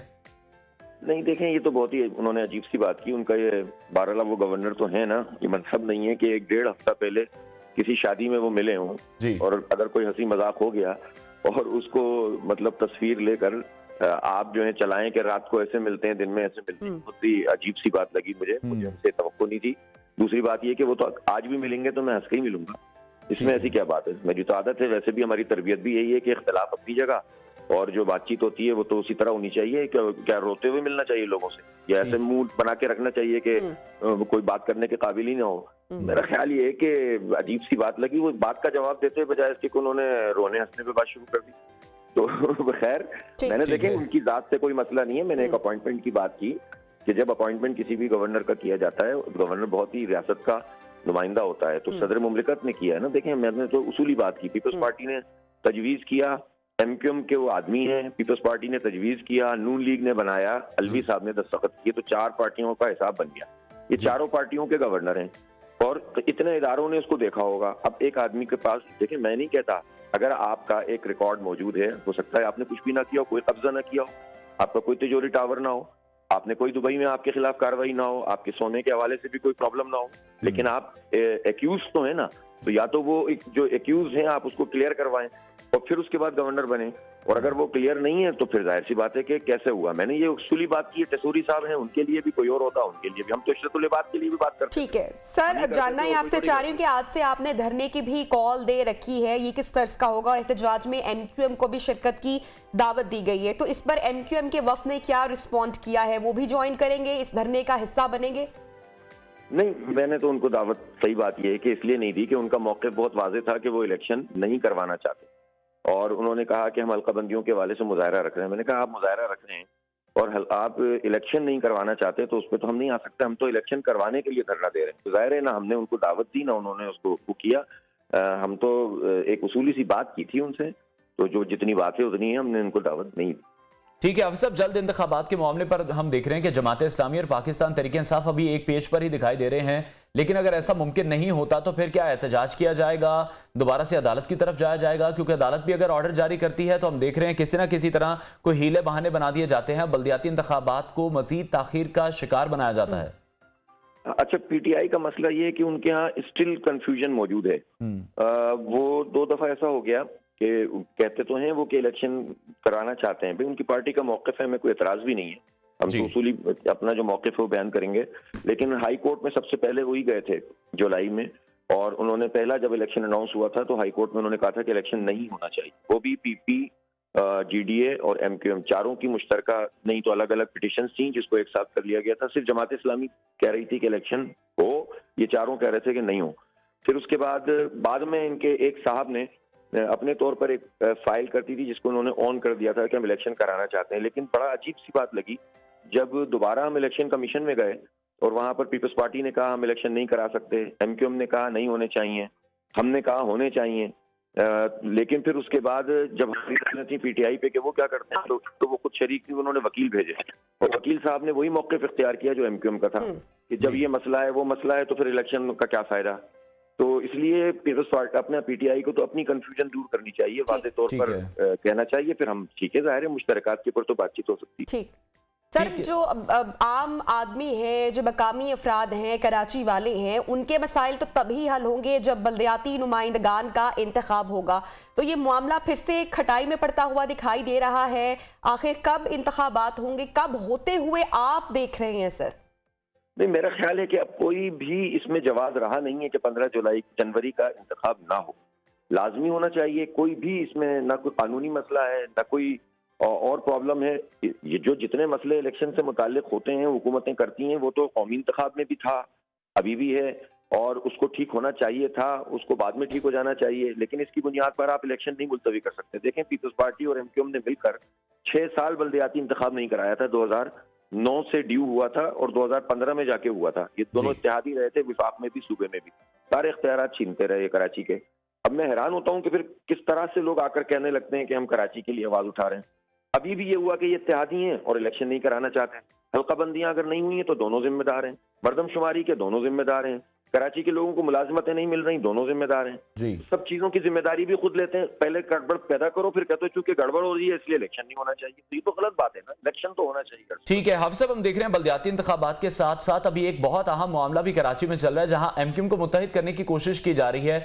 जो भी एमक्यूएम के तमाम धड़े मौजूद हैं, कामरान टिसोरी काफी एक्टिव दिखाई दे रहे हैं, और पीटीआई ये कहती है कि कुछ ऐसे अनासर मौजूद हैं जो पीटीआई को काउंटर करने के लिए मुत्तहिदा को इकट्ठा कर रहे हैं। लेकिन इसमें बुनियादी और अहम सवाल यह है कि एमक्यूएम इकट्ठी अगर हो भी जाती है, कराची के क्या मसाइल हल हो पाएंगे उसके बाद? और बानी मुत्तहिदा के लिए भी हम देख रहे हैं गुंजाइश निकालने की कोशिश की जा रही है, ऐसी बातें सुनने में आ रही हैं। एमक्यूएम तो 35-40 साल से कराची पर बिला शिरकत गैर इख्तिदार में रही है ना जी, और अब तो पॉलिटिकली इनकी हालत खराब हुई है ना, वरना तो पॉलिटिकली खराब होने लगती थी तो उनको सहारा दिया जाता था। अब भी बाज अनासर ऐसे होते हैं जो सहारा देने की कोशिश करते हैं, लेकिन उनको ये समझना चाहिए कि अब एमक्यूएम को लोग पसंद नहीं करते और एमक्यूएम की जो पूरी सियासत है उसको लोगों ने मुस्तरद कर दिया है। जहां तक इस बात का ताल्लुक है कि किसके खिलाफ है और किसके हक में है, देखें अगर ये मुत्तहिद हो भी जाए तो हो जाए, क्या फर्क पड़ता है। एक पार्टी है, उसके इतने सारे धड़े बने हैं, वो दोबारा मुत्तहिद हो जाते हैं तो हमें एतराज। लेकिन सर किस तरह से हमने माजी में देखा है कि मुत्तहिदा की जो एक हमने अब हमेशा से देखा कि कितनी स्ट्रांग रही और एक जो वोट बैंक अपना इंटैक्ट करने में मुत्तहिदा कामयाब रही, उसके बाद धड़ों में वोट बैंक भी ऑब्वियसली डिवाइड हुआ। आप समझते हैं कि इस इत्तेहाद के बाद भी जो मुत्तहिदा का माजी में जिस तरह से स्ट्रांग रही या जो वोट बैंक था वो उस तरीके से लेने में कामयाब हो पाएंगे? देखिए, मुत्तहिदा कौमी मूवमेंट का जो वोट बैंक इंटैक्ट था ना, वो शुरू के 5-7 साल 8 साल था, मैं मानता हूँ, और भरपूर था। लेकिन उसके बाद बतदरीज वो नीचे की तरफ गए थे। बाद में उन्होंने उसका मुतबादिल ये बनाया था कि वो इलेक्शन पे कब्जा कर लेते और पोलिंग स्टेशनों पे, सबको मालूम है, मुझे दोबारा दोहराने की जरूरत नहीं है, रबर के अंगूठे और इलेक्शन पे कब्जा, और जिस तरह से लोगों से कहा जाता था कि आप घर में रहें, आपका वोट पड़ गया है, बेफिक्र रहें, और इस तरह से चूंकि और पूरा मशीनरी इनके हाथ में होती थी, कोई उनको पूछने वाला नहीं होता था, तो ये अपनी तादाद बढ़ाते रहते थे। अब जब थोड़े से बेहतर इलेक्शन होना शुरू हुए हैं तो मुत्तहिदा नीचे की तरफ चली गई। अब अगर वो इकट्ठे भी हो जाएं तो अवाम कहां से लेकर आएंगे, वोटर कहां से लाएंगे? अब तो 35 साल का बैगेज है ना इनके साथ, अब तो उनको जवाब देना पड़ेगा ना। जिन बुनियादी नारों पे आप उठे थे उसका हुआ क्या? महाजरों की शिनाख्त का क्या हुआ? अब तो शिनाख्ती कार्ड नहीं बना सके बिहारियों, वो भी जमात इस्लामी ने बनवा के दिए, एसओपी बदलवाई नादरा से। आपने कोटा सिस्टम की बात की और खुद अभी पिछली हुकूमत में पीटीआई और एमक्यूएम ने मिलकर कोटा सिस्टम में गैर मुय्यना मुद्दत के लिए इजाफा कर दिया, तो किस बुनियाद पे ये खड़े होंगे? इसलिए अब लोग इनको नहीं चाहते कि ये इलेक्शन में कामयाब हो। तो ये सब इकट्ठे भी हो जाए तो भी कुछ नहीं होगा, लेकिन मुझे इससे कोई फर्क नहीं पड़ता। अलबत्ता ये जरूर है कि इस वक्त चूंकि जमात इस्लामी का एक बिल्कुल वाज़ेह तौर पर यानी अवामी सर्वे भी सामने आ रहे हैं ना गैर जानिबदार, तो 51% लोग अगर ये कहते हो कि जमात इस्लामी का मेयर आना चाहिए, तो फिर इत्तेहाद किसके खिलाफ बनाया जा रहा है? अगर बनाया जा रहा है तो सोचने की बात है ना। ठीक है, ठीक है हाफिज साहब, आपसे बस ये जानना चाहेंगे, अभी कराची के कुछ हम मसले डिस्कस कर रहे थे, उसमें अभी एक जो खबर है वो ये है कि कराची में अगर ब्रायलर मुर्गी की बात करते हैं तो 600 रुपए किलो तक वहां पर रेट पहुंच चुका है। क्या मशवरा देंगे अवाम को? अब अवाम को ही बॉयकॉट करना पड़ेगा क्योंकि हुक्मरान तो रहम नहीं खा रहे। भाई अवाम किस किस चीज का बॉयकॉट करेंगे? चाय पीना बंद कर दें, मुर्गी खाना खत्म कर दें, गोश्त भी ना खाएं, फिर उसके बाद थोड़े दिनों में एनवायरमेंट भी बदबख्तों ने इतना खराब किया हुआ है, फॉग भी होती है, स्मोक भी होता है, तो सांस लेना भी बंद कर दें, चलना भी बंद कर दें इसलिए कि सड़कें टूटी हुई हैं, मोटरसाइकिल भी ना चलाएं इसलिए कि छिन जाती हैं, मोबाइल भी इस्तेमाल ना करें इसलिए कि वो भी छिन जाते हैं, जिंदा भी मत रहें इसलिए कि मार दिए जाते हैं। अरे भाई मसला ये थोड़ी है, अवाम को निकलना पड़ेगा इन जालिमों के खिलाफ जिन्होंने हमारा नातका बंद किया हुआ है। ये एक क्लब है पूरा इख्तिदार का, उस इख्तिदार के क्लब में सब एक होते हैं और उनके खिलाफ निकलकर जेन्युइन जिद्दोजहद करनी पड़ेगी। ये सिर्फ इस तरह की बातें करने से तो उन्हीं लोगों को तक़वियत मिलती है कि जो लोग ये इक़दाम कर रहे होते हैं और हम पर महंगाई और बेरोजगारी को लाद रहे हैं। बहुत बहुत शुक्रिया हाफिज नईमुर रहमान साहब, अमीर जमात इस्लामी। इन कॉन्वर्सेशन थे और अनवार जो कराची के जो मसले मसाइल हैं, बिल्कुल जो लास्ट कमेंट सर ने किया, ही वाज टोटली राइट कि अवाम बेचारे किस चीज का बाइकआउट करेंगे। अगर लाहौर के भी हम हालात देखें और जिस तरफ आपने इशारा किया, जिस तरफ आपने जिक्र किया, कराची और लाहौर ज्यादा कोई फर्क नहीं देख रहे हैं कि अवाम को अगर कहा जाए सादा लफ्जों में कि अब अगर खाने के लाले पड़ रहे हैं तो ये कहना हरगिज गलत नहीं होगा। पहले हमने देखा कि आटा बहरान हुआ, किस तरीके से आटे की किल्लत हुई, किस तरह से कीमतें बढ़ी, और अब जो मुर्गी है उसकी जो कीमतें हैं वो हिस्ट्री की जो सबसे बुलंद पीक पर हैं, बहुत ज्यादा हो चुकी हैं और आम आदमी की पहुंच से दूर हो चुकी है। और बिल्कुल ये ऐसी आम चीजें हैं जो कि डेली यूज में हमारे इस्तेमाल में होती हैं, लेकिन जो हुक्मरान हैं उनकी प्रायोरिटीज कुछ डिफरेंट है। अगर सिर्फ हम आटे की बात कर रहे हैं तो जो 20 किलो के 10 किलो के आटे के जो थैले हैं वो सरकारी आटे के थैले बाजार में मौजूद ही नहीं है। और अभी पंजाब हुकूमत की जानिब से गंदम का कोटा बढ़ाने का फैसला किया गया है और गंदम को जो रोजाना की बेस पर है वो हम देख रहे हैं कि 23,000 टन अब इसका जो कोटा है वो सेट किया जा रहा है ताकि ये मसला भी किसी ना किसी तरह से सॉर्ट आउट हो सके। ये आटा बहरान का तस्करा गंदम का आपने किया, अगर ब्रायलर का हम जिस तरह से जिक्र कर रहे हैं तो सोयाबीन फेड इशू के बाइस बाजार में जो मुर्गी की सप्लाई है वो कम हो गई है, दुकानदारों को भी मुर्गी सप्लाई नहीं की जा रही है। लाहौर में जो मुर्गी के नर्ख हैं आपके साथ शेयर करते हैं, फी किलो 550 रुपए तक नाजरीन ये हो चुके हैं। आटा मुर्गी की जो कीमत है मुल्क की तारीख की इस वक्त बुलंद तरीन सतह पर है।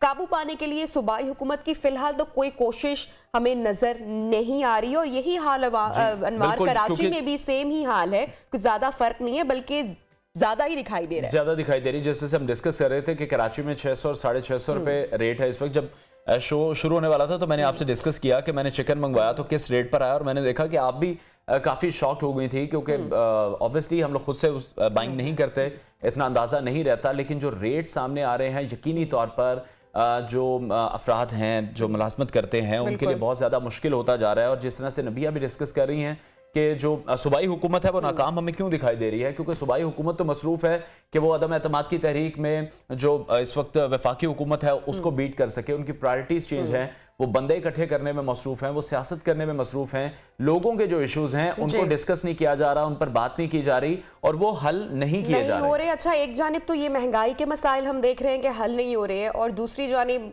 हमारी सियासत के मसाइल तो कभी भी हल नहीं हुए और सियासत में जो गंदा खेल रचा जा रहा है वो हम मुसलसल हम देख रहे हैं, विटनेस कर रहे हैं, आप डिस्कस कर रहे हैं उसको। जो वीडियोस और ऑडियो लीक्स का सिलसिला जारी है, कभी किसी एक पार्टी की आती है फिर कभी किसी दूसरी जमात की आती है, तो दोनों गंदे खेल तो ये खेले जा रहे हैं, ethically it's is very wrong.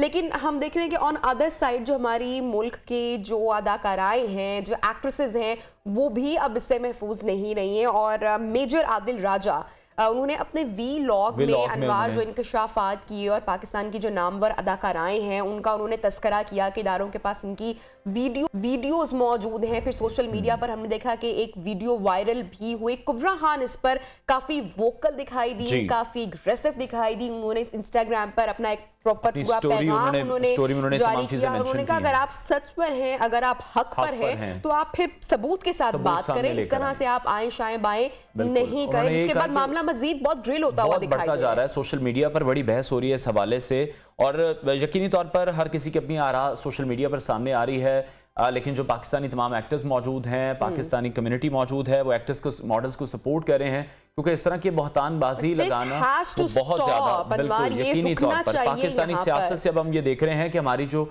Entertainment industry है उस पर भी शिफ्ट हो रही है। कुबरा खान काफी वोकल हैं, उन्होंने इस हवाले से बात की। उन्होंने कहा है कि फिर इस अगर तो वो 3 दिन का उन्होंने टाइम दिया था कि अगर वो इस पर माफी मांग लेते हैं, अपने बयान से पीछे हट जाते हैं, अदरवाइज उनके खिलाफ जो कानूनी कार्रवाई है वो यकीनी तौर पर करेंगे। इस तरह से किसी को डीफेम करना, 3 दिन तक अगर आप कोई सबूत पेश नहीं करते हैं, कोई वीडियो आप शेयर नहीं करते हैं, then I will sue you. मैं लंदन पहुंचूंगी क्योंकि ऑब्वियसली वो ब्रिटिश नेशनल है, वहां पे नेशनल भी है, तो उन्होंने बोला है, उनको खुलेआम धमकी भी दी है और आई होप सो कि ये यहीं पर थम जाए, ये यहीं पर मामला खत्म हो जाए, आगे नहीं बढ़े। क्योंकि किसी भी शख्स की, चाहे वो स्पोर्ट्स से हो, चाहे वो पॉलिटिक्स से हो, चाहे वो शो बिजनेस से हो, इस तरह की ऑडियोज और वीडियोज आना, this has to stop here, यहीं पर सिलसिला रुकना चाहिए। बहरहाल ये संगीन इल्जामात थे। प्रोग्राम में अनवार अब ब्रेक की जानिब बढ़ते हैं, बाद आपको ज्वाइन करते हैं।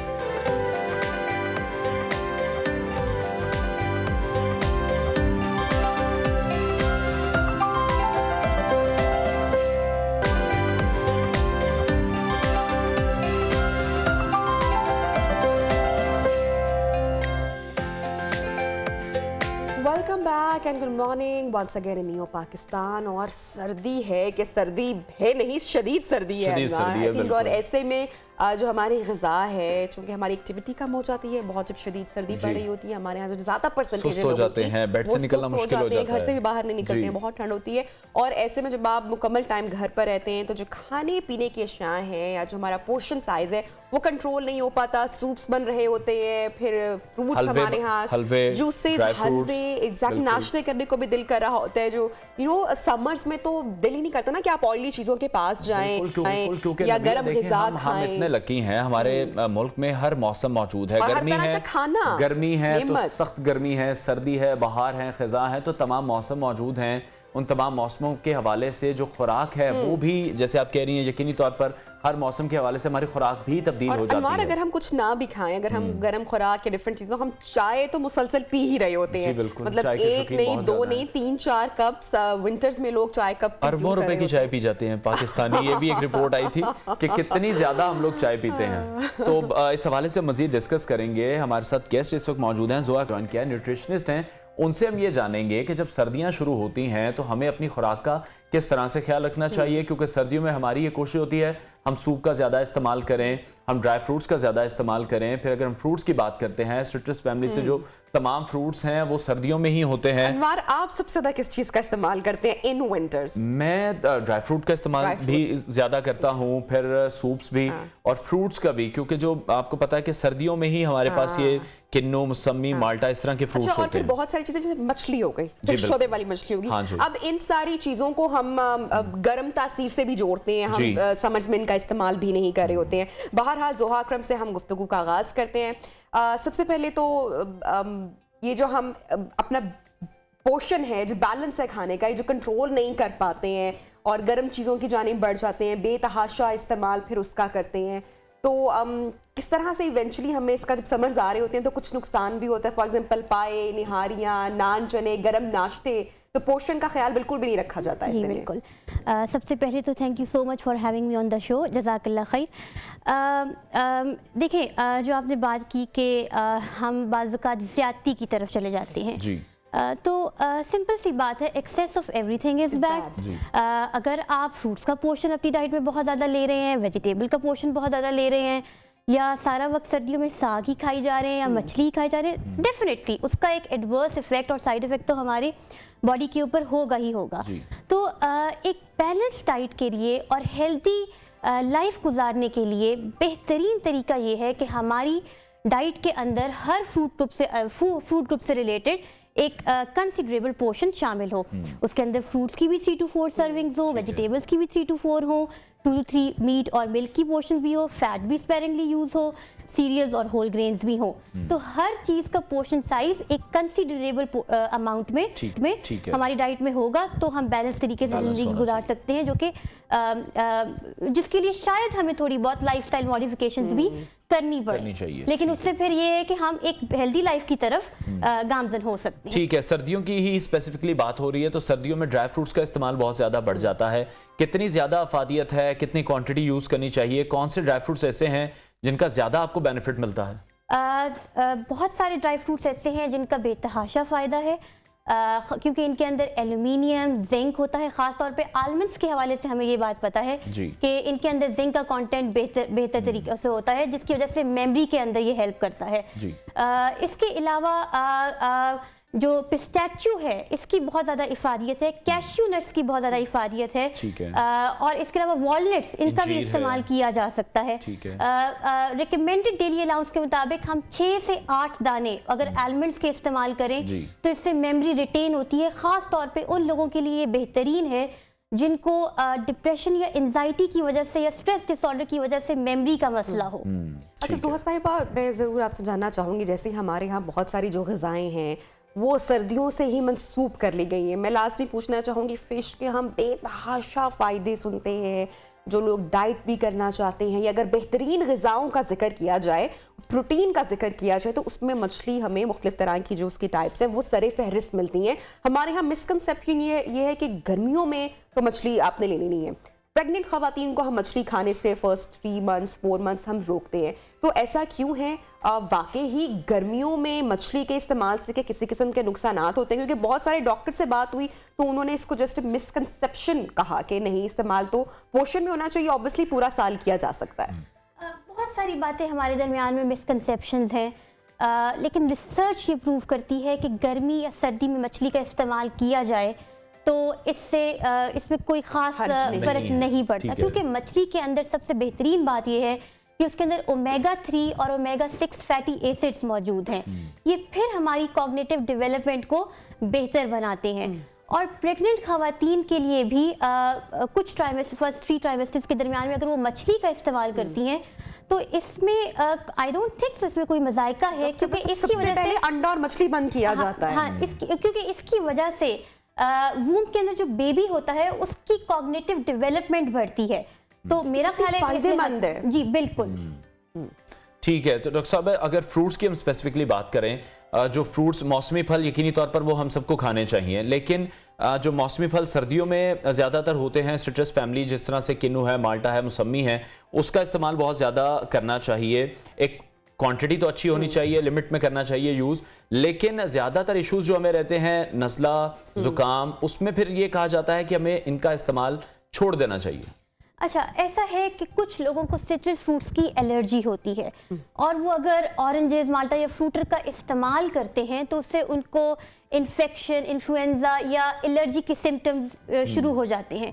ऐसे लोग जिनको ऑरेंजेस, माल्टा या फ्रूटर वगैरह से या सिट्रस फ्रूट से एलर्जी हो, उनको डॉक्टर्स भी और डाइटिशियंस भी ये रिकमेंड करते हैं कि कुछ अरसे के लिए वो इसकी इंजेक्शन को सिजेट करें, स्टॉप करें। ठीक है। लेकिन नज़ला, ज़ुकाम और खांसी के हवाले से मैं ये यहाँ पर इस शो के ज़रिए तज़किरा करना चाहती हूँ कि हमारे यहाँ बाहर के मुल्कों की बनस्बत ये बड़ा ट्रेंड है कि जैसे किसी को नज़ला, ज़ुकाम या खांसी हुआ तो हम फ़ौरन से एंटीबायोटिक्स की तरफ स्विच करते हैं, which is I don't think so it is a good idea। ठीक है। बेहतरीन तरीका ये, अगर किसी को नज़ला, ज़ुकाम, खांसी हो, एंटीबायोटिक और एंटी एलर्जी, एंटी हिस्टामिन्स वगैरह लेने के बजाय उसको चाहिए कि रात सोने से पहले बनफ्शा का जो शानदा किसी भी पंसारी की दुकान से आसानी से मिल सकता है, उसको रात सोने से पहले 3 दिन लगातार ले तो विद इन 3 डेज वाकई में जुकाम, खांसी, गला खराब बेहतर होता है। और ये आपने इसका जिक्र किया, ये तो वैसे भी विंटर्स में अगर हम ऑन एंड ऑफ लेते रहे, वीकली यूज करते रहे, ट्वाइस अ वीक यूज करते हैं, तो इसका आई थिंक जिसको नज़ला जुकाम नहीं है तो फिर भी फायदा ही होगा। अच्छा, एक और चीज जैसे कि कहा मैंने कि हम हर चीज को गर्मी सर्दी से मंसूब कर लेते हैं और खुद ही से कर लेते हैं एक्सपर्ट से पूछे बगैर। जैसा कि हम गर्मियों में फिश का इस्तेमाल नहीं करते, इसी तरह हम सर्दियों में दही का इस्तेमाल नहीं करते। और चूंकि आपने जिक्र किया कि एंटीबायोटिक्स हमारे यहाँ जरा सी खांसी हुई, नज़ला जुकाम हुआ तो एंटीबायोटिक्स ली जाती हैं, तो दही प्रोबायोटिक है, तो हम दही तो बिल्कुल खाना पसंद नहीं करते इन विंटर्स। बिल्कुल, हमारे यहाँ ख़ास तौर पे नौजवान नस्ल का ये रुझान है कि हम जो हेल्दी और नेचुरल चीज़ें जो अल्लाह रब्बुल इज़्ज़त की ज़ात ने हमें अता की हुई है उनकी तरफ इतना खाने के इंटरेस्ट नहीं रखते। दही भी उनमें से एक ऐसी ग़ज़ा है जो कि रिच है विद प्रोबायोटिक, जैसा कि आपने बताया, जो कि हमारी गट हेल्थ को बेहतर बनाती है, हमारे इम्यून सिस्टम को इसलिए बेहतर बनाती है क्योंकि इसकी वजह से हमारी बॉडी के अंदर गुडी बैक्टीरिया या गुड बैक्टीरिया बनते हैं। तो दही का इस्तेमाल गर्मी सर्दियों बिल्कुल वो भी दही ले सकते हैं। लैक्टोज इंटॉलरेंट का केस जरा थोड़ा सा इसलिए फर्क हो जाता है क्योंकि उनको कैल्शियम से, जो दूध नहीं ले सकते फिर वो दही इस्तेमाल कर सकते हैं। लैक्टोज से बेसिकली एलर्जी होती है, तो इसमें जरा थोड़ा सा ध्यान करना पड़ेगा। कोई ऐसा डेरिवेटिव जो कि लैक्टोज फ्री हो तो वो ज्यादा बेहतर रहेगा। जिस तरह से हम बात करें इम्यूनिटी के हवाले से आप डिस्कस कर रही हैं, अभी हम सुन रहे हैं और चाइना में भी देख रहे हैं, पाकिस्तान में भी कुछ केसेस रिपोर्ट हुए हैं, दोबारा से कोरोना के एक वेरिएंट की इत्तलात मौसूल हो रही है कि कोरोना का एक नया वेरिएंट भी आ रहा है। उस हवाले से आप क्या कहना चाहेंगी? अपनी डाइट में ऐसी कौन सी चीज़ें हम ऐड करें जिससे इम्यूनिटी लोगों की स्ट्रांग हो, कोरोना से बचा जा सके? अभी बिल्कुल आपने योगर्ट की बात की, तो कोरोना में इम्यूनिटी का बूस्ट होना बेहतरीन, उसको कॉम्बैट करने का बेहतरीन तरीका ये है कि हम अपनी इम्यूनिटी को बूस्ट कर लें। उसमें विटामिन सी रिच फ्रूट्स तो हैं ही, यानी कि आप ऑरेंज जूस का इस्तेमाल करें और आयरन रिच जो है एप्पल जूस का इस्तेमाल करें। यखनी का इस्तेमाल कोविड के केसेस में बेहतरीन है क्योंकि इससे मिनरल्स होते हैं और आमतौर पे कोविड के पेशेंट्स को लेथार्जी या टायर्डनेस या दे स्टूप डाउन और उनको थोड़ा सा वीकनेस होती है, तो उसके लिए यखनी या ब्रॉथ का इस्तेमाल बेहतरीन है। विटामिन सी से रिच ऑरेंजेस का इस्तेमाल बेहतरीन है। योगर्ट के अंदर अगर अलसी के दाने डाल लिए जाएं तो वो भी कोविड के केसेस में बेहतरीन है, क्योंकि इसके अंदर भी कुछ हद तक विटामिन सी होता है जो हमें इन्फेक्शन से, रेस्पिरेटरी कंजेशन से और लंग कंजेशन से। अच्छा, आपने अलसी का जिक्र किया। सीड्स हमारे यहाँ बहुत ही अंडररेटेड मेरे ख्याल से समझे जाते हैं। वो लोग जो कि अवेयर हैं या जो पढ़ते हैं इन चीज़ों को या डाइट के बारे में जानते हैं, दे नो कि कितने फ़ायदेमंद है और वेस्ट में कितना यूज़ किया जाता है। बड़ा आसान तरीका है, अगर आप किसी चीज़ में यूज़ भी नहीं करें तो आप रोटी में chia seeds, flax seeds add करें और आप अपने बच्चों को भी खिलाएं। उससे कितना फ़ायदा है डॉक्टर साहिबा, ज़रा थोड़ी सी रोशनी डालिएगा। बिल्कुल, मैं अपने ज़ाती तौर पर किसी भी क्लाइंट को अगर डाइट प्लान देती हूँ तो अगर उसको सिर्फ ये कह दिया जाए कि तुम पोर्शन साइज कंट्रोल कर लो, तो मैं आपको बता रही हूँ कि 3 महीने भी वो पोर्शन साइज कंट्रोल कर ले तो कंसिडरेबल वेट रिडक्शन नहीं होगी। तो उसके लिए बेहतरीन तरीका ये है कि जिन सीड्स का आपने बात किया उसको डाइट के अंदर ऐड करके उसका वेट रिडक्शन की तरफ वेट रिड्यूस करवाया जाए। इसमें सेसमी सीड्स भी हैं, फ्लेक्स सीड्स भी हैं, चिया सीड्स भी हैं, और ये जो तिल होते हैं इनके अंदर विटामिन डी की इंतहा होती है। खास तौर पे वो पेशेंट्स जिनको रूमेटाइड आर्थराइटिस या ऑटो इम्यून डिसऑर्डर्स हो, जिनके अंदर विटामिन डी की आमतौर पे कमी हो जाती है। और विटामिन डी आपको पता है कि ये हमें ये एक मिसकंसेप्शन है कि दोपहर में भी अगर आप सूरज की रोशनी में बैठ जाए तो you will get vitamin D, but this is a myth.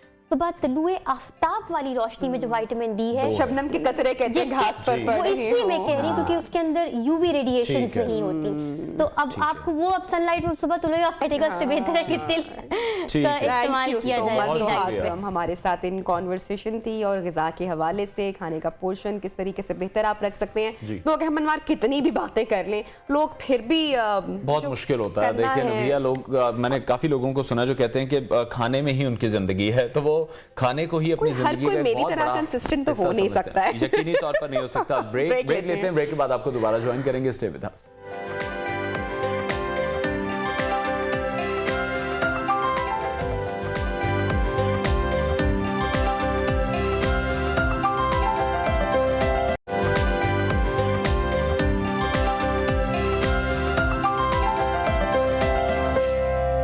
Welcome back नाज़रीन। आपको बताएं कि पाकिस्तान दुनिया के उन 8 ममालिक में शामिल है जो कि 2050 तक दुनिया में बढ़ने वाली कुल आबादी में अपना 50% हिस्सा डालेगा। और ये जो स्पीड है ये किसी सूरत भी कम होती हमें तो दिखाई नहीं दे रही। और 60 की दहाई के बाद से हम देख रहे हैं कि पूरी दुनिया में जो आबादी का इजाफा था उसकी शरह में कमी भी देखने में आ रही है। लेकिन पूरी दुनिया में जहां कमी आ रही है वहीं पाकिस्तान में हम देख रहे हैं कि उसमें काफी हमें इजाफा दिखाई दे रहा है। कुछ दिन पहले हमने आपके साथ एक खबर शेयर की थी, कोयटा से एक शख्स जिनका ताल्लुक था और हमने आपके साथ बताया था कि शायद रिकॉर्ड उन्होंने बना ही दिया होगा, बन चुका होगा या मुंतजर होंगे। जनाब इनके 60 बच्चे इन्होंने पैदा किए, ये क्रेडिट इनको जाता है। 3 शादियां, 3 इनकी शादियां हैं, चौथी की ख्वाहिशमंद और बच्चों की सेंचुरी भी मुकम्मल करने के ख्वाहिशमंद है ये शख्स। तो आज हमसे जानेंगे कि बच्चे पैदा करने के अलावा इनके और कौन कौन से शौक हैं, क्या कारोबार है और क्यों सेंचुरी मुकम्मल करनी है। और लाइटर नोट मैं इनसे जानना चाह रही हूँ कि क्या काम करवाना चाहते हैं। माशाल्लाह कहीं पर पिकनिक के लिए जाते होंगे तो अनवार रिजॉर्ट ही पूरा बुक करवाना पड़ता होगा या अगर ये प्लान करें। आजकल के जो नबिया महंगाई का दौर है उसमें इतने खर्चे मैनेज करना, तो मेरा ख्याल है जान मोहम्मद से हम जानते हैं। जान साहब अगर आप हमें सुन पा रहे हैं तो वेलकम टू द शो सबसे पहले तो। और दूसरा आपसे ये जानना चाहेंगे, अभी हम खबर यही पढ़ रहे थे कि अभी आप चौथी शादी के भी मुंतजिर हैं, मजीद कितना रिकॉर्ड बनाना चाहते हैं, मजीद आप क्या चाहते हैं, कितने बच्चे हों आपके?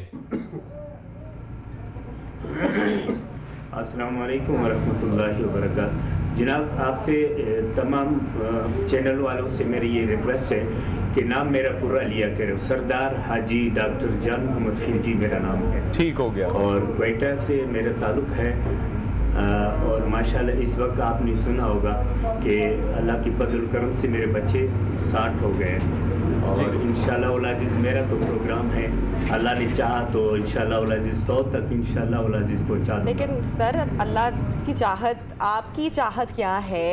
I mean, जो मुल्की हालात है कितने कशीदा हालात हैं। मतलब मैं खबरें अभी हम शेयर कर रहे थे अभी ऑडियंस के साथ कि रोटी, महंगाई हो गई है, मुर्गी दाल, लोगों की चीखें निकल आई हैं, उनके 4 घर के अफराद हैं और उनसे बेसिक पूरा नहीं हो रहा। माशाल्लाह यू हैव अ बिग कुंबा, बड़ी फैमिली है माशाल्लाह। किस तरह से आप पूरा करते हैं, गुजर बसर किस तरह से मैनेज होता है, आपका कारोबार क्या है, कितनी इनकम है? मोहतरमा, जिसका ईमान पक्का हो तो अपने रब की रज़ाकत पे उनको ईमान यानी उनका अकीदा पुख्ता होता है, तो रिस्क देने वाला हो तो रब्बिल आलमीन की ज़ात है। और जितनी भी ज़्यादा फैमिली होंगे, जितने भी अफराद होंगे, उतनी आपका रिस्क बढ़ेगा। समझ में आई ना बात? मेरी आप लोगों की चैनल की तरफ से तमाम आवाम से, स्पेशली पाकिस्तान के आवाम से और तमाम मुस्लिम उम्मत से ये दरख्वास्त है कि जिन लोगों पर अल्लाह के ऊपर उनका ईमान है और उन लोगों ने कलमा मोहम्मद मुस्तफ़ा सल्लल्लाहु अलैहि वसल्लम पढ़ा, तो उनका यकीन पुख्ता होना चाहिए कि उनका रज़ाक जो है ना वो रब्बिल आलमीन ही है। ये कभी दुकान, कारोबार या किसी और चीज़ पर इनका इतबार नहीं होना चाहिए। हसन बसरी साहब कहते हैं कि अगर ये ज़मीन पितल के बन जाए और आसमान गीलट के बन जाए और बारिश पूरी उम्र ना हो जाए, तब भी मेरा यकीन यही है कि मेरा रब्बिल आलमीन मुझे रिस्क मुकम्मल पहुंचा देगा। अब मेरे बच्चों और घर वालों को अल्हम्दुलिल्लाह अल्लाह का लाख लाख शुक्र है, बड़े अच्छे तरीके से खा रहे हैं, पी रहे हैं, अल्लाह का लाख लाख शुक्र है। और ये आप ये देख रहे हैं मेरे एक छोटा सा क्लिनिक है, इसी पर हम लोगों ने रब्बिल आलमीन ने हमें सब्र दी है। तो रब्बिल आलमीन जो अल्लाह रब्बुल इज़्ज़त है वो बार बार कुरान में कह रहा है कि इन्नल्लाह मअ साबिरीन। तो जिनका ईमान पुख्ता होगा, जो कामिल ईमान होंगे, वो इस चीज़ पर यकीन रखेंगे। और जो ईमान और इस्लाम और उनके जो है जहानत कमज़ोर रह गए, उनको फिर किसी और साहब, ये तो अल्लाह ताला का वादा है ना कि वो अपनी हर जानदार मखलूक को रिस्क देगा। मुझे ये बताएं कि कुछ जिम्मेदारी अल्लाह ताला ने इंसान पर भी डाली हुई है, अच्छी ज़िंदगी बच्चों को देना, तालीम देना, तरबियत फराहम करना। जब इतने सारे माशाल्लाह बच्चे हैं आपके साथ, तो क्या तमाम के तमाम बच्चे स्कूल जाते हैं? उनकी तरबियत का किस तरह से ख्याल रखा जाता है? मोहतरमा अल्लाह का लाख लाख शुक्र है। मैं तकरीबन जब से बच्चे मुझे अल्लाह ने दिए उसी वक्त से मैं इन लोगों को बाकायदा कन्वेंस दिया हुआ हूँ। स्कूल तक, यूनिवर्सिटी तक, कॉलेजों तक मैं इनको बाकायदा अपनी गाड़ी में पहुँचा देता हूँ। इस वक्त भी मेरे माशाल्लाह 2-3 बच्चे यूनिवर्सिटी में पढ़ रहे हैं और मेरी जो बड़ी बेटी है वो BSN कर रही है। बाकी बच्चे माशाल्लाह कॉलेज और स्कूलों में पढ़ रहे हैं। अल्लाह का लाख लाख शुक्र है, किसी चीज़ की कमी उनको मैंने नहीं जाने दी। ठीक है जान साहब, ये बताएगा, बच्चे तो माशाल्लाह काफ़ी हैं, लेकिन हम ये अक्सर लोग यही सवाल करते होंगे कि आपको तमाम के नाम भी याद रहते हैं, और अगर रहते हैं कोई हमें कोई 10, 15, 20 बच्चों के नाम ज़रा बताएं। Thank you. सामने मेरे जो भी आ जाए अल्लाह का लाख लाख शुक्र है, मेरे सारे बच्चों का नाम मुझे याद है। आई ना समझ में? अगर थोड़ा सा सेट पे हो जाए तो जाहिर है फिर सही नजर नहीं है। अभी ये मेरे साथ 3 बच्चे हैं माशाल्लाह। एहसानुल्लाह साबिरी है, हाफिज नकीबुल्लाह है, हाफिज वकीर अहमद है। सामने आ जाओ बच्चे, इधर कैमरे के सामने आ जाओ। अच्छा सर, ये मेरे साथ क्लिनिक में अक्सर मेरे साथ काम करते हैं। टाइम बहुत कम है, बहुत सारे सवालात हमारे आपसे यकीनन जानना चाह रहे हैं। 3 आपने शादियां की हैं, चौथी की ख्वाहिश रखते हैं, ये भी हमें पता चला है कि तीनों बेगमात को आपने एक छत तले रखा हुआ है। कैसे इत्तेफाक है तीनों बेगमात का? क्या गुर है, क्या टिप है? चौथी के लिए आपने अपनी तीनों बेगमात से इजाजत ली है, उन्होंने इजाजत दे दी है, मान चुकी हैं, और ऐसा क्या आपने किया है कि वो मान जाती हैं? मोहतरमा, आपने बड़ा प्यारा सवाल किया और इंशाल्लाह मैं आपको अच्छे से इनका डिटेल के साथ जवाब दूंगा। देखिए, मैंने आपसे पहले कहा कि हम लोग अल्हम्दुलिल्लाह मुसलमान हैं, तो मुसलमान जो ईमान पुख्ता और यकीन मुहकम होगा तो उनको 4 निकाह करने चाहिए। जो थोड़ा बहुत कमजोर हो मेरे तरह उनको 3 करना चाहिए, जो मुझसे कमजोर होगा उनको 2 करना चाहिए, जो उससे भी किया गुजरा हो तो वो 1 कर ले। बाकी बात जो है ना आपकी भाभीयों के, माशाल्लाह मैं तमाम फैमिली के जितने भी हालात हैं या वाक़यात हैं या किस्से हैं या मामले हैं, मैं अपने घर वालों को बाकायदा बिठा देता हूँ। उनको एक मेंबर है मेरे और पार्टनर है मेरे घर के, मैं उनके मशवरे के मुताबिक तमाम जो है ना उमूर जो है ना वो सर अंजाम दे देता हूँ। आप भी ये चौथी के लिए उन लोगों ने मुझे कहा कि आप चौथी शादी कर ले ताकि आपकी ये जो ख्वाहिश है 100 बच्चों का अल्लाह रब्बुल इज़्ज़त करे कि ये आपकी पूरी हो जाए। ये अल्हम्दुलिल्लाह मैं उनकी इजाज़त से ही कर रहा हूँ। समझ में आई ना बात? क्योंकि बीवियाँ जो है ना वो हमारी ज़िंदगी है, लाइफ है, और मेरे जो है ना सब कुछ है, इज़्ज़त हमको समझते हैं। तो ठीक है जान साहब ये बताइएगा, जिस तरह से तीनों बेगमात हैं आपकी, एक ही घर में आप लोग रहते हैं, 60 बच्चे हैं, बच्चों में लड़ाइयां होती हों, बेगमात में लड़ाइयां होती हों, क्योंकि यहाँ तो लोगों से एक नहीं संभाली जाती। बात यह है कि कभी लड़ाई की नौबत नहीं आती, क्योंकि हम लोग घर में जो है ना अल्हम्दुलिल्लाह जिक्र व अस्कार के सिलसिला जारी है। मेरे घर में माशाल्लाह 4 जो है ना हाफिज कुरान है, और मैं खुद भी हमेशा एक सिपारा कुरान पढ़ता हूँ, ये मेरा रूटीन है। अल्लाह का लाख लाख शुक्र है, रियाकारी में अल्लाह ना लिया है आप लोगों की तरफ से। उम्र भर मेरे जो साल 12 महीने में इंशाल्लाह 12 दफ़ा कुरान ख़त्म कर लेता हूँ, यानी महीने में एक बार। इसके अलावा हमारे घर में जो है बाकायदा डिटेल के साथ हम लोग जो बड़े बेटे हैं और मेरी जो बेगमात और मैं बाकायदा बच्चों को बिठा देते हैं। आज तक अल्लाह का लाख लाख शुक्र है, कभी ऐसे नहीं हो कि बच्चों में एक खास लड़ाई हुई है। छोटे मोटे अगर लड़ाइयाँ हो जाते हैं वो तो सब आम रूटीन हो तो होते रहेंगे, लेकिन ऐसी बड़ी वाक़या नहीं आई है माशाल्लाह, अल्लाह का लाख लाख शुक्र है। ठीक है जान साहब, मुझे तो ऐसा लग रहा है कि Guinness book of world record में भी आपका नाम आ ही जाएगा। जो वफाकी हुकूमत है, सूबाई हुकूमत है, उनसे आप कोई अपील करना चाहते हो, या आपको लगता है जो मामलात आप तक हैं आप उन्हें बेहतर से चला रहे हैं, आपको किसी की जरूरत नहीं है, किसी भी मदद की जरूरत नहीं है? नहीं, ऐसी कोई बात नहीं है। मैं आजिज़ हूँ, कमज़ोर हूँ, मुझे भी ज़रूरत है, मेरे औलाद को भी ज़रूरत है, मेरे घर वालों को भी ज़रूरत है, और गवर्नमेंट ऑफ पाकिस्तान, खासकर फेडरल गवर्नमेंट और प्रोविंशियल गवर्नमेंट से मेरी ये दरख्वास्त है कि आज तक तो मैंने आप लोगों की दस्तक नहीं दी, आप लोगों के दर पे नहीं आया हूँ, लिहाजा आप लोगों को चाहिए ताकि मेरे हर तरीके से आप लोग इमदाद समझ सर, आप भी तो थोड़ा सा रहम करें ना। मुल्क की आबादी सर कहाँ पर जा रही है? पाकिस्तान में वैसे भी आबादी जो है वो कंट्रोल करने के हवाले से बात की जा रही है। हमारे पास इतने वसाइल नहीं है खान साहब, इस ज़रूरत को समझें कि जितनी आबादी हमारी बढ़ी है, लोगों के पास उतने रोजगार नहीं है, अपनी फैमिली को संभालने के अखराजात पूरे करने के उस तरीके से नहीं है। अच्छा, दूसरा मैं आपसे जानना चाह रही हूँ कि 60 बच्चे हैं, अभी भी आप और ख्वाहिश ये रखते हैं, आप इस बात से भी अवेयर होंगे कि खातून की जो सेहत है, अगर वो 20 या 21 के बच्चों की अगर हम एक एवरेज भी लगाएं तो उसकी सेहत कितनी असरअंदाज हो सकती है? इस बारे में कभी आपने सोचा, किसी ने आपको बताया? देखो, मैंने आपसे कहा था कि मैं अल्हम्दुलिल्लाह डॉक्टर हूँ, उनका सेहत का ख्याल भी रखता हूँ, उनको खाने पीने के लिए, उनके मेडिसिन का, और अल्लाह का लाख लाख शुक्र, कोई ऐसी बात नहीं है। ये जो आप लोगों का जहन बना हुआ है, यानी कि यूरोप की तरफ से आप लोगों को जो गाइडेंस मिल रही है कि ज़्यादा आबादी जब आप बढ़ाएंगे तो आप लोगों को भूख से मर जाएंगे, आप लोग परेशानियों से ज़्यादा मतलब उलझ हो जाएंगे, ये गलत बात है। माइनस में मत चले जाएं। हुजूर सल्लल्लाहु अलैहि वसल्लम का हदीस है कि हमेशा बात की प्लस में चला जाए।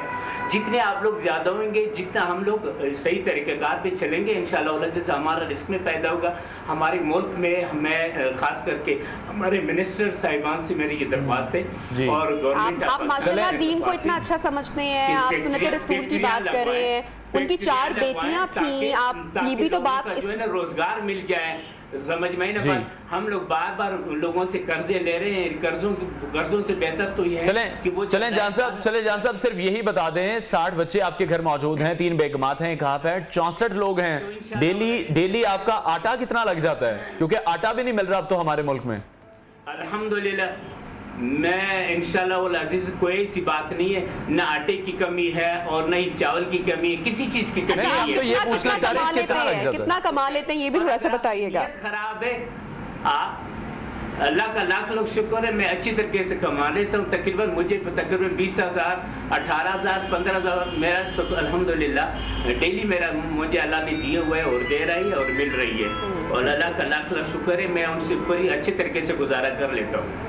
ठीक हो गया जान साहब, सैरो तफरीह के लिए भी कभी कहीं जाते होंगे, फिर तो क्या पूरा रिजॉर्ट ही बुक कराते होंगे आप? एक बस आपको करानी पड़ती होगी पूरी? पूरे पाकिस्तान में मैं मोहतरम, पहले जब फैमिली छोटी थी तो मैं पूरे पाकिस्तान को एक गाड़ी में घुमा लेता था। अभी अक्सर ऐसे होता है कि मैं बाकायदा कोस्टर को किराए पे लेता हूँ, और बाकायदा आसपास लाहौर से लेकर पेशावर, कराची, यानी तमाम एरियो पे मैंने अल्हम्दुलिल्लाह बच्चों को लेके गया हूँ, बल्कि मेरे सामने जो कड़े बच्चे हैं आप पूछ भी सकते हैं। अच्छा सर, चौथी शादी के लिए किस तरह की बेगम आपको चाहिए, क्या गुण उसमें होने चाहिए? आपसे खूबसूरत हो, आपसे अच्छी हो, आपसे गोरी हो, समझ में ना बात, और औलाद से लगाव हो और अल्लाह पर यकीन हो, उससे मेरे मोहब्बत है और वही मुझे पसंद है। अभी तो आपने देखा नहीं हमारी को एंकर को, तो आपने वो अंदाजे लगाने शुरू कर दिए। ठीक है, बहुत शुक्रिया सरदार हाजी जान मोहम्मद। बात सुनिए, मैं जी सरदार हाजी डॉक्टर जान मोहम्मद खिलजी, डॉक्टर भी ये मेरा पूरा नाम है। मुझे अब जरा पूरे नाम से पुकारेंगे तो मुझे बहुत खुशी होगी। चले, ठीक हो गया जी। हाजी सरदार डॉक्टर जान मोहम्मद खान साहब हमारे साथ इन कॉन्वर्सेशन थे। देखो, आपको नाम पूरा नहीं आता है तो आप बच्चों को कैसे संभालेंगे? मैं इसीलिए तो हैरान था कि आपको वो 60 नाम कैसे याद है, हमें तो आपका नाम नहीं याद हो रहा। घर वाले मेरे हैं और परेशान आप है, ये कैसी बात है? ठीक हो गया जी, बहुत शुक्रिया आपके वक्त के लिए। और हम देख रहे हैं नबिया, ये रुकने वाले किसी सूरत नहीं है। बड़ी कोशिश की समझाने की मैंने इनको, लेकिन भाई वो अपने इरादों के पक्के हैं, मजबूत इनके इरादे हैं। बहरहाल प्रोग्राम का हमारा टाइम खत्म हो रहा है और मुझे लग रहा है हमारे प्रोग्राम का तो वक्त खत्म हो रहा है, लेकिन इनके बच्चों का वो जो है ना, अभी जो 100 का फिगर है ना, वो जरूर हमें डॉक्टर साहब जो है वो पूरा करते दिखाई दे रहे हैं। कल आपसे होगी मुलाकात, अपना बहुत सारा ख्याल रखिए। अल्लाह हाफिज।